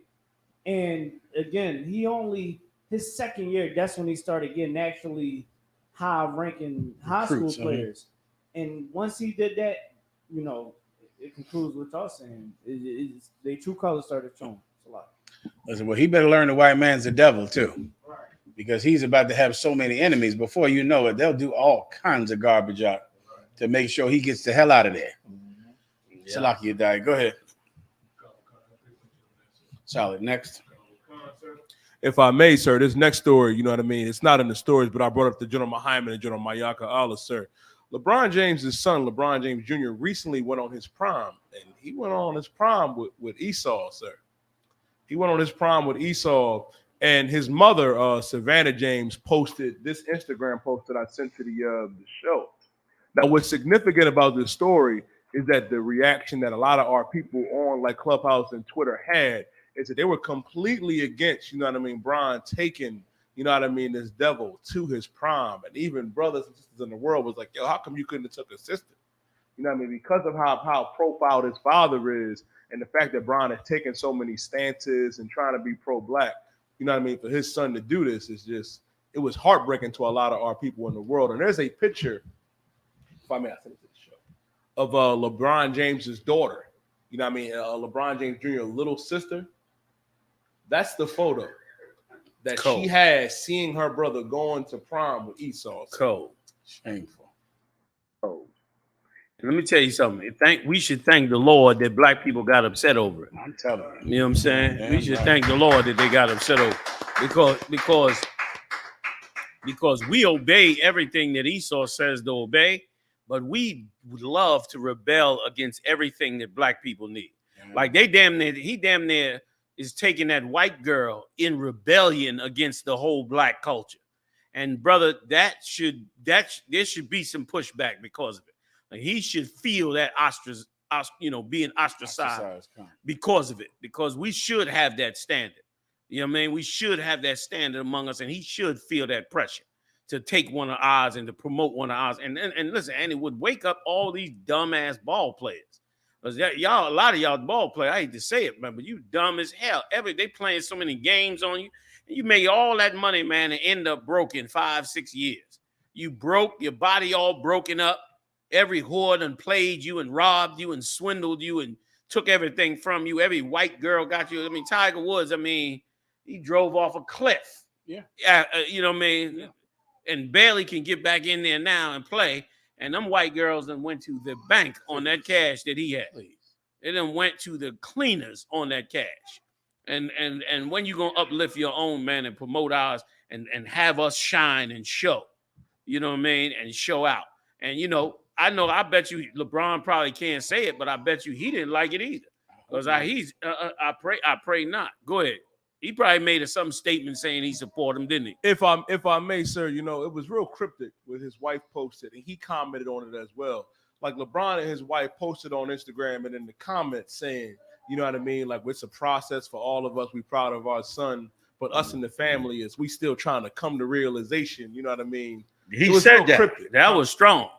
That was strong for him. And he be coming out strong, man. You know what I mean? Like he's a breath of fresh air compared to that old Michael Jordan. Like he's we had to endure him through some rough years. Back in the day, oh man, it was like, we see you dunking, but we are dying out here. You know what I'm saying? Brothers was like, we dying out here. You can't say one little thing to, halfway support the brothers and sisters that are suffering out here. So he done came pretty strong, man. And he would have held that protest up if Obama didn't call him up and tell him to stop that protest. He would have held that. He was going to hold it. They was going to lock that joint down. Compared to Michael Jordan, he's a trooper in the field. Michael Jordan hated black people. This cat is at least, trying to show some care for black people. Exactly. God damn. You have that thing I sent you earlier about the Jewish people? If I could, sir. This story is most people in America, of course, they'll call us racist because we're saying that you should not date outside your race. And you should not take a white girl to prom, and you should not have sex with a white woman. And they would call that racist everywhere except for the state of Israel, where Jewish people are not allowed or permitted to have sex outside of their race by the Talmud. It's in the Talmud, and there was a story that came out, I think, 2 years ago. You got it from me, Yedai? That's it. Now, as you're looking and thinking, oh, this is racist because we're saying that you shouldn't date a white girl. This is racist because we're saying you should only have sex with a woman that looks like your mother, that's in your family, that's from the neighborhood you're from, that's from the people you're from. Yeah. Let's see who else says that. Go ahead. Khan, the Jewish fear of intermarriage. Read that again. the Jewish fear of intermarriage. This is something that nobody talks about, that we're hated for. Yeah. Or we end up in magazines for saying this exact same thing. Keep going. We end up in magazines that say we're a hate group. Yeah. Because we say the exact same thing. We end up on the Southern Poverty Law We end up on the Southern Poverty Law magazine for saying the exact same thing that every practicing Jewish person relieves, including Netanyahu over there in Israel. Continue. Intermarriage, when Jews wed non-Jews, has been called a threat to the future survival of the Jewish nation. Come on, man. One more time. Intermarriage, when Jews wed non-Jews, has been called a threat to the future survival of the Jewish nation. Now, you might not know about the Bible and might hate Commanding General Yohanna, but you have eyes, right? You understand we as Blacks and Hispanics, we are a struggling people with problems and dependence on other nations that's terrible. But there are a few races that are successful races, successful ones. One of them, chief among them all, are Jewish people. And one of the smallest and earliest. They only became a state in 1948. They're not China or India. They've been around forever. thousands of years. They've been around since 48. And successful beyond belief. Maybe they on to something. You're right? Maybe they on to something. Here's the good news. They got it from us. That's right. Every successful thing you see Jewish people do is based in our culture, Black culture, Hispanic culture. This as well. The adherence to rules that say you are not allowed to have sex with people outside your race. Doing so causes the fall of your nation. At least that's what Jewish people say. Exactly. Continue.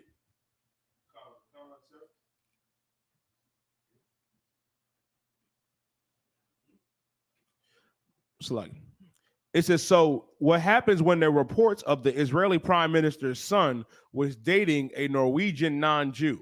Let me tell you, a report came out 2 years ago that Netanyahu's son was dating a white Swedish, Norwegian, woman, one of them tall blonde hair, women, like the one LeBron James son is. Yeah, the master race. The master race. A story came out and said his son was dating a non-Jewish woman. The scandal hit the fan. Damn. Keep going. The Norwegian Daily Dagen last week reported that Norwegian Sandra Linkonger and Prime Minister Benjamin Netanyahu's son Yair are a couple, to which the office of Mr. Netanyahu has reportedly, according to Israeli media, by insisting they were only college classmates, but the damage has already been done. No, that's what he said. They only he didn't say don't be racist. Right. He didn't say it doesn't matter what color you are or what religion you practice. We're all equals in God's sight. He didn't say that.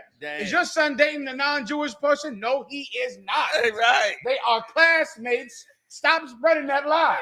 Good. Because he's Jewish and he understands his son doing something like that causes the fall of the nation. The person you choose to have sex with, it affects the nation. If all of us, sir. If Black people could just adopt that. Oh my God. Go ahead. Maybe we get our own country. Man. Maybe we call it the kingdom of heaven. Maybe it'll be Jerusalem. Listen, I'll just take the self-esteem boost. I'll just take the, we are something that we just don't marry anybody. That I'll just take that. You know what I'm saying? Just give me the, add a little value to me. You know what I'm saying? I'll just take that portion for now. Because I know Christ coming to get the rest. There you go. Go ahead, If I could, sir, would you bring out it so heavy? There is a small smidget of hope, sir. Come on. All right. Another breaking news story. Come on. If I could, sir. Go ahead. We got to get a bell in here. If I could, sir, there's a sister, right, who is a sports analyst by the name of Taylor Rooks. She recently had her birthday this weekend. And this devil rapper / singer, Jack Harlow, he went to her birthday party and was snuggled up with her, kissing up on her. And I'm on social media. I'm like, these Uncle Tom Negroes probably like, man, she too good for her. Sir, I went on social media and I couldn't believe it. Brothers was on there talking about this is a travesty. Esau, the devil's going too far. One brother made a post, sir, that compelled me, sir. He was like, he said, Lord, please don't let the white devil get her. Damn. Go ahead, bro. Give it up for that brother, man. May the Lord honor his prayer. You know what I'm saying? Like that's what should be in us. We changing. It should be in us. If I could, General, real quick. What should be in us, we should see our beautiful, wonderful daughters out and not want another nation to get them. We should see them and be like, oh, nah, they ain't supposed to get them. Like they done destroyed us enough. It's time for us to help us. Salaki, go ahead. I'm just saying that's a big change for blacks and Hispanics in the world. It's huge. Oh, that's big. It's huge. You know what I mean? That's huge. And all the white boy got to do is rap a little bit, and y'all let him fully in the hen house. Y'all let him come through and screw everything and do everything he wants to do because you think it's something special. You know what I mean? When you should have some sense of if I could tell you a real quick story, right? I'm in New York doing my thing, working. You know, I like to do the construction thing, and this young Polish dude working on the joint, right? And so we have to go up to a firehouse and go look at some stuff. I'm young, he young. We go up there and look at the firehouse and stuff, but we in this Polish neighborhood. And then he say, hey, listen, man, you know, he said, let me buy you lunch, man. I said, I was a little hesitant. I was like, all right, I'll go with you. We sat down, we in the restaurant. And I'm in the restaurant and I noticed the Polish people looking funny at me. And there's an area in New York that I'm not familiar with. They looking funny and they acting a little strange and all that. And then at some point he picks up on it. He says to me, he says, I know what you're thinking. He said, I know what you're thinking. He said, you know, but a lot of our people, man, a lot of our Polish people, man, you know, they just got to learn. They so racist, man. They just got to learn. I said, listen, man, I feel the same way. Let's get the hell up out of here and get back to work. And we left up out of there. But my point being, like I was in this neighborhood and they had such a sense of, what is this black dude doing in this neighborhood with us? Like, why you got this black dude in here? Why you got him in this restaurant? It's like that needs to be in us. You know what I mean? With our women and our children and our neighborhoods and what we, you know what I mean? Like the Lord said, I will provoke thee with they that are not a nation. Right. And that is exactly what it is. Like we should be jealous of what they have for them. You know what I mean? We hate ourselves so much that we don't even want to entertain the idea of loving anything that has to do with us. We more enjoy hating everything that has to do with us. When we should reverse that because it's a demon that's in us because of what they want. They want us to have that hate for ourselves. Salaki. Damn right. Go ahead, you done. Honorable Khan, this next one is a little rough, sir. I showed General Muhammad, I showed General Mayat. It's these sisters, sir. You know what I mean? CPS should be called on every last one of these sisters in this video. These sisters came out with this rap video, sir, that was just so disgusting and so vile that we had to talk about it on Black Watch. Words cannot describe how disgusting this video, sir. Officer Mirage about to pull the video right now, sir. Can we play it on this show? He showed it. There's no nakedness, but it's women. But I'm saying twerking. The copyright thing. Can we? Come. Okay. Let's go.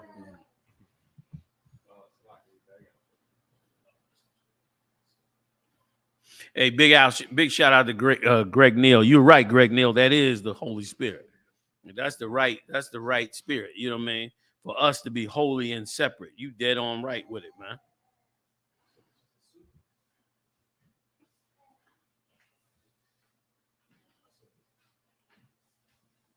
You know what I mean? Like that's something that left up out of us. I appreciate it. Like that's something that left up out of us that got to come back.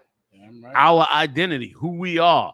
You know, what are we made of? Like having no sense of yourself is a horrible thing.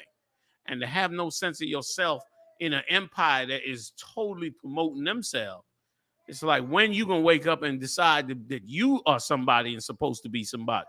You know what I'm saying? And not just in words, but in full out action. You know what I'm saying? And listen, this is a good example of it because we don't control none of the music.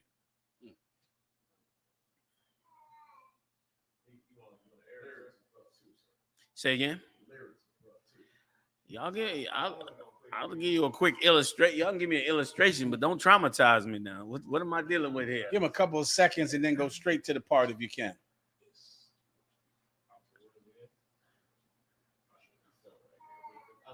There you go.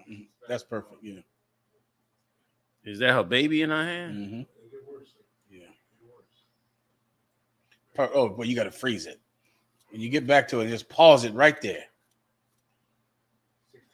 Pause. That's it. Let me see. That's an Edomite? That's a child. Wait a minute, say again? That's him. I see a child in a stroller. What child Right are you there, talking? right behind her. Huh? Gets up behind. Behind the tail. Oh, that's not a man. That's a child. Yeah. It's a school uniform. Let me tell you something. Let me tell you, when I see this, oh boy, like this is why the Lord got laws. Because this right here that we looking at, this is a product of the strip club. Yeah. That's what this is. This is like we got this because we decided we had to be in the strip club. We decided we was going to glorify the strip club. And here it is. Now the strip club is everywhere. Right or wrong? Like we need a moral revolution. Yeah, man. Yeah. That is a damn shame. A child. I'm thinking that's a grown man. You sure that ain't a grown man? That's a kid. It's all over the internet because of it. Good night. And it's like this is the nation falling to whoredom. Yeah, and the boy, and it's rough on him because when you see it, okay, see how he's looking away like that? Yeah. He's ashamed and embarrassed of this. And when they play it fully, you can just see how he's standing there. Like he feels like any child would feel. And she's sexualizing him. Yeah. She's molesting him. That's exactly like, this what is child molestation right here. And the look on him, you can see it when it's frozen, like he's embarrassed and trying, to look comfortable. You see him? Yeah. Oh my God, look at the look away. Look at that. Look. You see that look away when he went, his head went up? That's child molestation. Oh, right there. God. Like she's supposed to get that charged. Was terrible. That's a oh. You mean you touch a child in a sexual way, it's child molestation. That's the law, federal law. Go ahead. If I could, sir, what you bringing out so heavy, what General Muhammad just said reminded me that how we went over the Jim Jones situation on how his mother taught him, you know what I mean? Yes. French kiss. Right. Like that's it's a real monster right there. And things like this, somebody asked me earlier or last week or something about the laws about women, or how, you have a girl who's 80 days unclean, and the different various laws about women in the Bible. And when you see things like this, this is why. Because a woman unkept, out of order, will destroy this entire nation. She sure because, she has such a power that when she goes to do a thing, it is not going to seem wrong. Anyone else who kills babies, it would seem like that's wrong. Yes, you're right. It wouldn't even be we get in battles over abortion. Right. When you would think, how are you even fighting for this? Right. It doesn't even make to where, how many years I was in the truth, sir, I would read about the sacrifice to the god Molech, how they sacrifice kids, and our prophet, they killed him because he said they shouldn't sacrifice kids. And for years I'm trying to visualize it. Well, who in the hell was trying to kill all these kids so much that they killed the prophet for saying you shouldn't kill kids?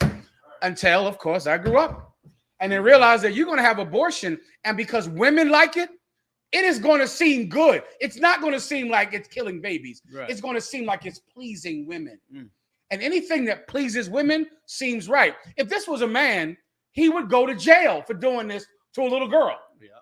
The video, you take this video to the police. Yeah. And if he was up on a little girl, grabbing her, all up on her, he would be arrested for child molestation. Yeah. He'd be arrested. But because it's a woman, it looks like liberty. It looks like freedom. It looks like a woman doing it for herself and out there having a good time.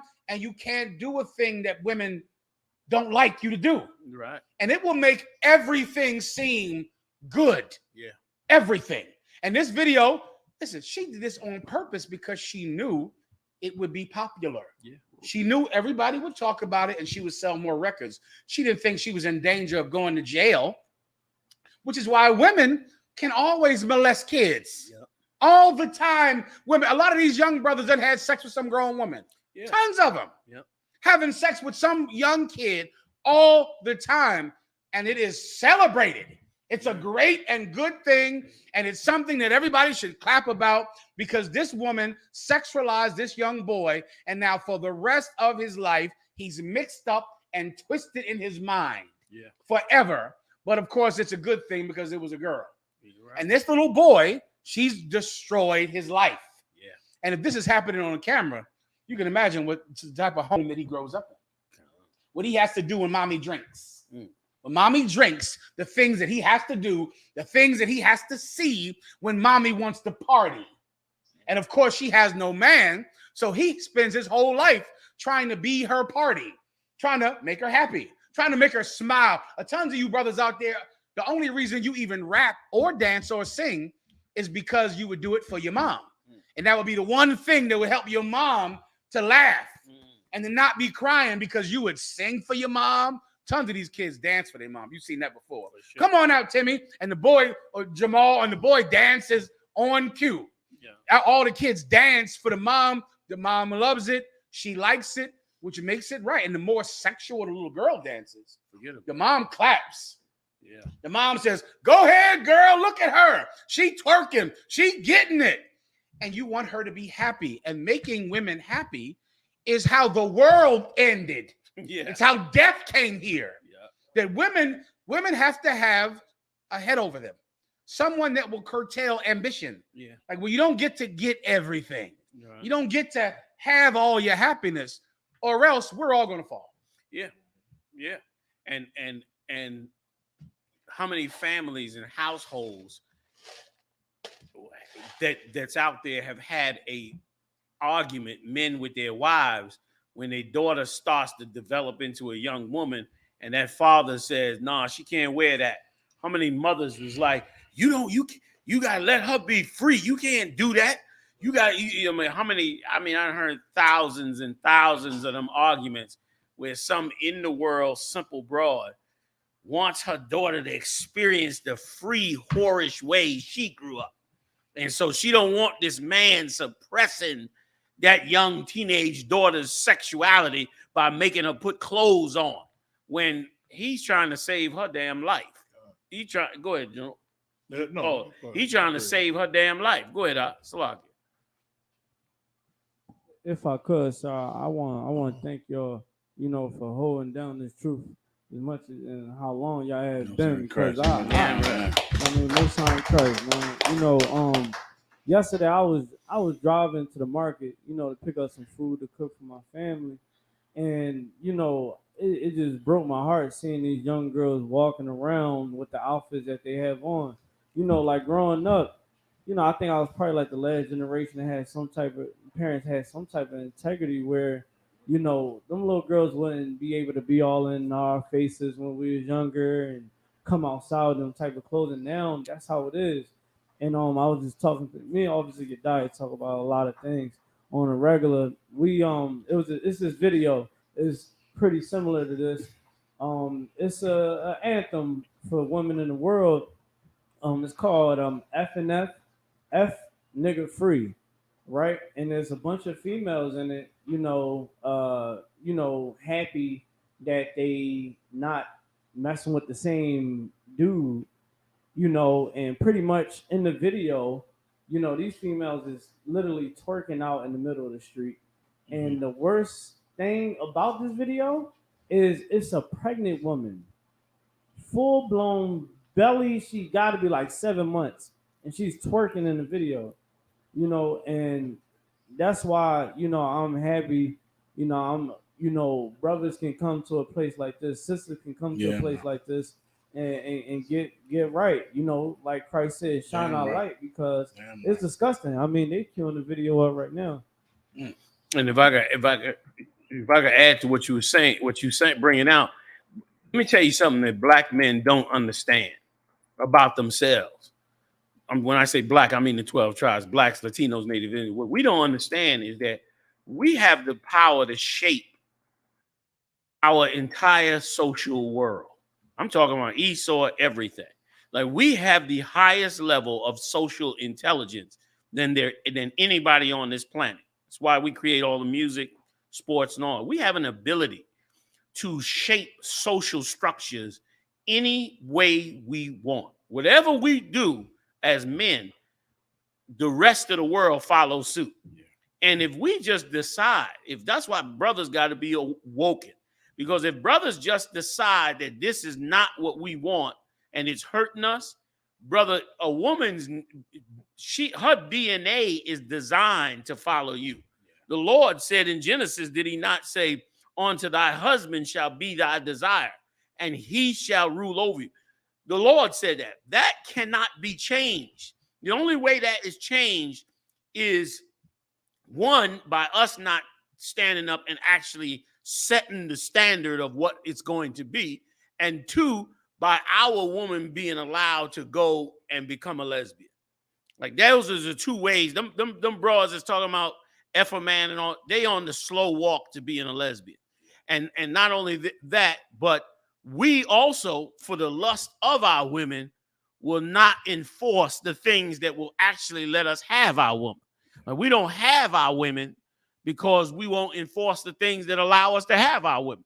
Like all our women could be absolute, wonderful, amazing women if we just decide this is going to be the standard of what we want. And she can't, even if she say, ah, hell no, I would never follow that. A woman follows everything that men do. Down to your clothing. Women wearing sweatsuits with the same sneakers you wear. They do, I mean, the woman's version, of course, but they do everything following a man. Why you think they all sitting around talking about a man, all sitting around arguing about a man? The average sister, even in a good marriage, that sister still get with her girlfriends and talk all day about a man. Like AT&T is rich off of black women and Latino and Native Indian women talking about their man on the phone all day. As soon as you come in the door, she hang up the phone. She been on the phone since 9 a.m. like a job. 5 o'clock, she hang up the phone. Girl, he here. I got to go cook. She off the phone, acting like everything is cool. She been on there 8 hours talking about every single thing. Do you know he got up 5 minutes late this morning? Everything that you do, every thought, every nuance about you, she's an expert at it, and she's supposed to be. It's her nature. You know what I mean? Sometimes your rib come back and say something to you. You don't even realize she done caught. She all in your whole zone. Like, you know what I mean? You like, well, goddamn. You know what I mean? How you know that? You know what I mean? How you catch that? Please. She's studying you, brother, like a scientist studying an amoeba. You know what I mean? She got you under a microscope studying. It's her nature, and it's right for her to do that because the Lord said that she would be, she would be your helpmate. The problem is we done left the Lord. And by leaving the Most High, now we don't know how to shape the environment that's great for her and great for us. We think that twerking and all that is exciting and fun and good when it destroys the boy. Like you said, it destroys her. She's already destroyed. It destroys the cameraman, the people around them, and all the people watching that video. It destroys them. Like the Lord said, will not a whore pollute the whole land? Pollute the whole. Right. I'm paraphrasing. Like a whore pollutes the whole land. So all we got to do is demand it not be, and we got to start with the brothers who think that's nice and wonderful, and end up with the women that think that they want to be a man. And we will change. I mean, overnight. Women do not build anything. They don't build empires. Like, where's the empire on the earth, or has ever been an empire that all the women rule the empire? Like, that's in fantasy story. Yeah, exactly. Men build the empires of the earth. That's have right. Always and will always build the empire. So if men are building the empires, they're obviously shaping those empires. And if we've been a slave so long, we don't even realize that we should be acting exactly like tomorrow we getting ready to leave out of America. We should be acting like Christ's gonna be back any second. So we gotta start getting ourselves together in the way we would be after we're out of here. We start doing that, and we will shock the planet. We will shock the planet. and like if I could real quick, like you brought out earlier, if we start to stand up in any way, the Edomites, I mean, it's like the end of the goddamn world. Imagine if we stood up in a righteous way and really cared and took care. I mean, they would go out of their mind because they would be in such fear of what you would innovate that they didn't think of. They would be so scared that you're going to think of something that they didn't think of that's going to make us great. And it would be insane. Like we got so much going on for ourselves as Blacks, Latinos, and Native Indians. All we got to do is shake off this mindset of slavery. And it's damn near nothing we cannot do. Damn right. You know what I mean? So damn right. You die. Last one. Top Southern Baptist stonewalled sex abuse victims. Oh my God. Big shout out to Captain Kahun Thumb Yard, brother. Anyway, ain't no way to get that tape, is it? That tape when Captain Kahun went up, he went up against this very same organization, the Southern Baptist Conference. He came up against them, him and his whole crew went out there and blazed on them. They would not let him in the conference. Remember, they wouldn't let him inside the conference. They said, oh, hell. And if I could, I'm going to let you read the story, but if I could, this organization told all their preachers that they cannot teach any teaching of Christ being black. They said it. They said there will be no, I wish you could find this stuff. You might be able to find it, Marah.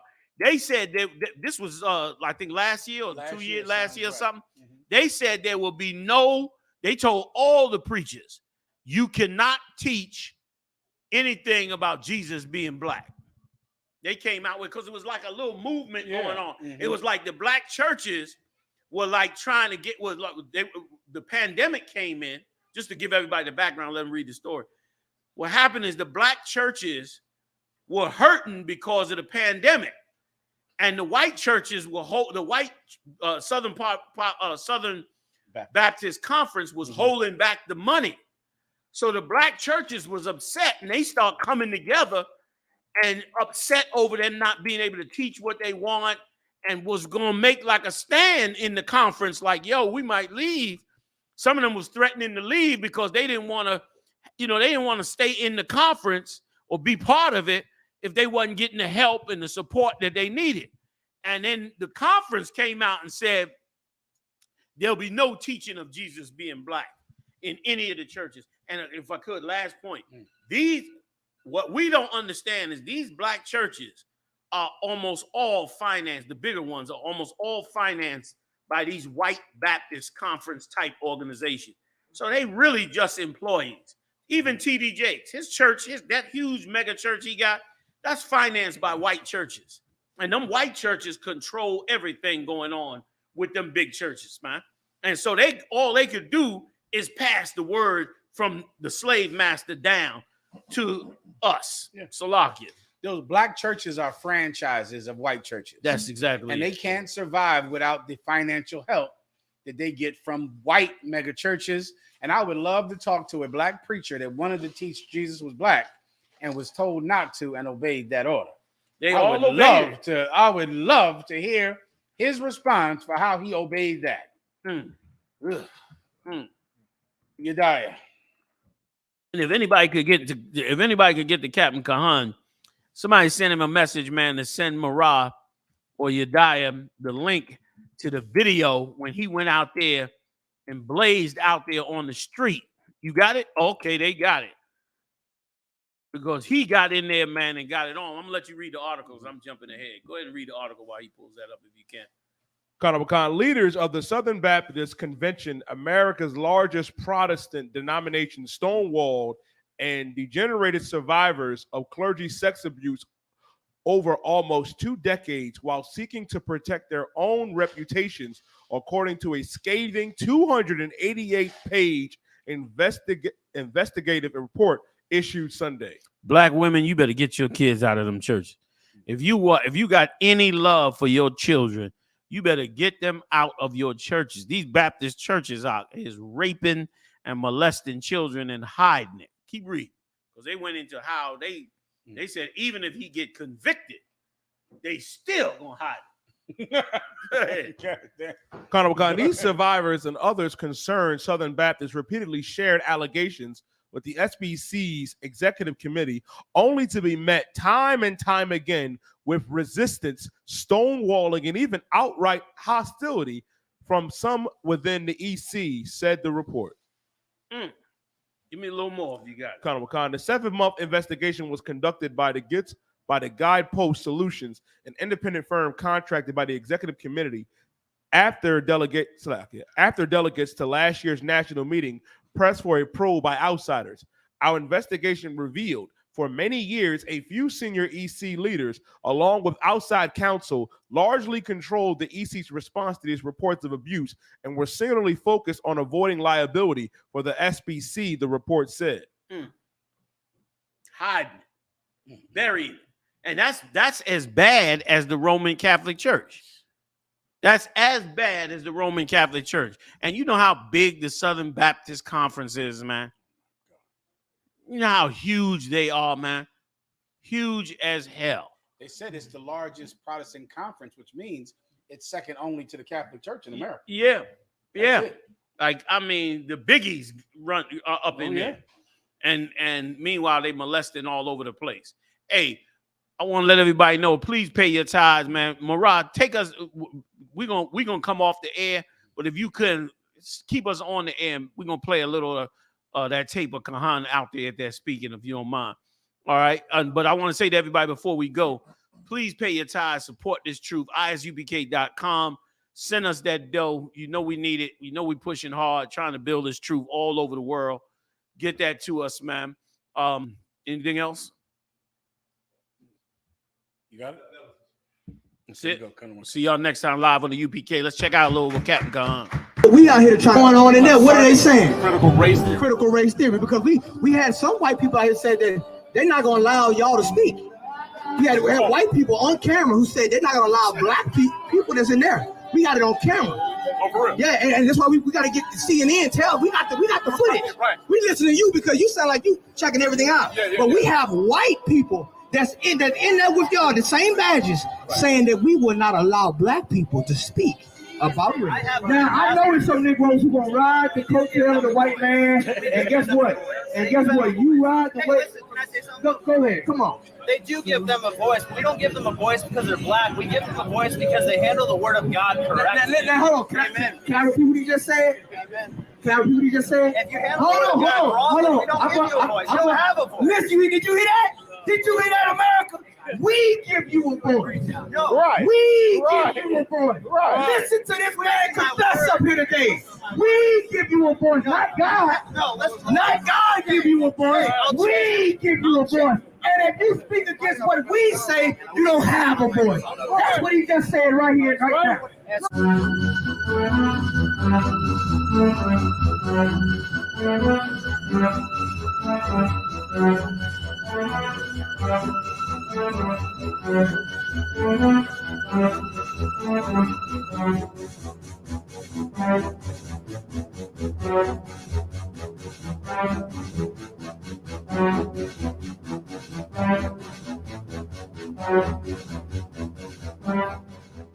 There is no way that let me tell you something, we've always been separate, man. And it's okay. It's okay. You go ahead and serve your white Jesus. But the thing is, black people can't serve.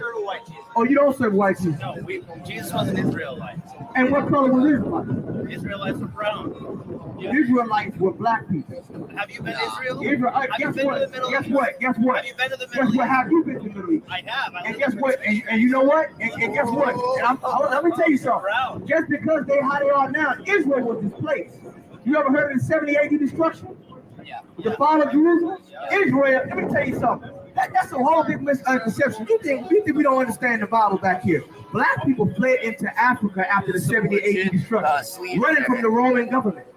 Antiochus, they ran from the Roman government. And then the Africans, along with white people, sold us into this land You understand? Let me tell you something. Give me Revelation. Give me Revelation 1. I'm gonna show you Christ as a black man. Listen. Go ahead. When you're telling us that we're worshiping a white Jesus, we don't claim that. We don't claim that at all. Well, why is that picture in the church? That's not. I hate old. You hate that picture. That's old. I am against the depiction. Oh, we got a black person up here. Come on up here, brother. Like, I'm not for that. You're not for that. So let me ask you this: how do you feel about critical race theory? I hate it. You hate critical race theory. And tell me, what is it about it you hate critical race theory? Come up to the mic. Come on. Because it's divisive. It's divisive. Wow. So let me ask you this. Hold on. Can I ask you a question? Is it divisive because black people speak about it, or is it divisive because it's happening to black people? Black people speak against it too. Show me one. Vody Baca. Let's go. Errol Harrison, Virgil Walker. Yeah, and you know who they are? Guess what? There always been Negroes that have been showcased by white people. Right. You always. Oh yeah. Let me tell you something. They just had black pastors lead the Southern Baptist Division. That's You right. don't know that? Right. There's been 5 or more black churches that have been left the Southern Baptist Convention. You know why? Because they have come to the realization what we have been saying in the I.S.U.P.K is right. Damn right. They realize that you can't get your issues heard in the white church. Right. Do you know that the white Christian church has said that speaking about race is damn near a heresy? Dude, you are a heretic if you in the church and speaking about race. Hey, I know there's some Negroes who gonna ride the coattail of the white man, and guess what? You ride the way. Go ahead, come on. They do give them a voice, but we don't give them a voice because they're black. We give them a voice because they handle the word of God correctly. Now hold on. Can I repeat what he just said? Amen. Can I repeat what he just said? If you handle the word of God wrongly, we don't give you a voice. You don't have a voice. Listen, did you hear that? Did you hear that, America? We give you a voice. No. Right. We give you a voice. Right. Listen to this man confess up here today. We give you a voice, not God. Not God give you a voice. We give you a voice. And if you speak against what we say, you don't have a voice. That's what he just said right here, right now. That's true. And God has grace on you, God. Let you say that. Read Revelation chapter 1. Come on. Read Revelation 1 and 1. Come on. Oh, you said what you meant. We got it on camera. We said what you meant. All right, hey, put that camera on me. 2021, the Southern Baptist Convention, they give you a voice, black people. They tell you what. Come on.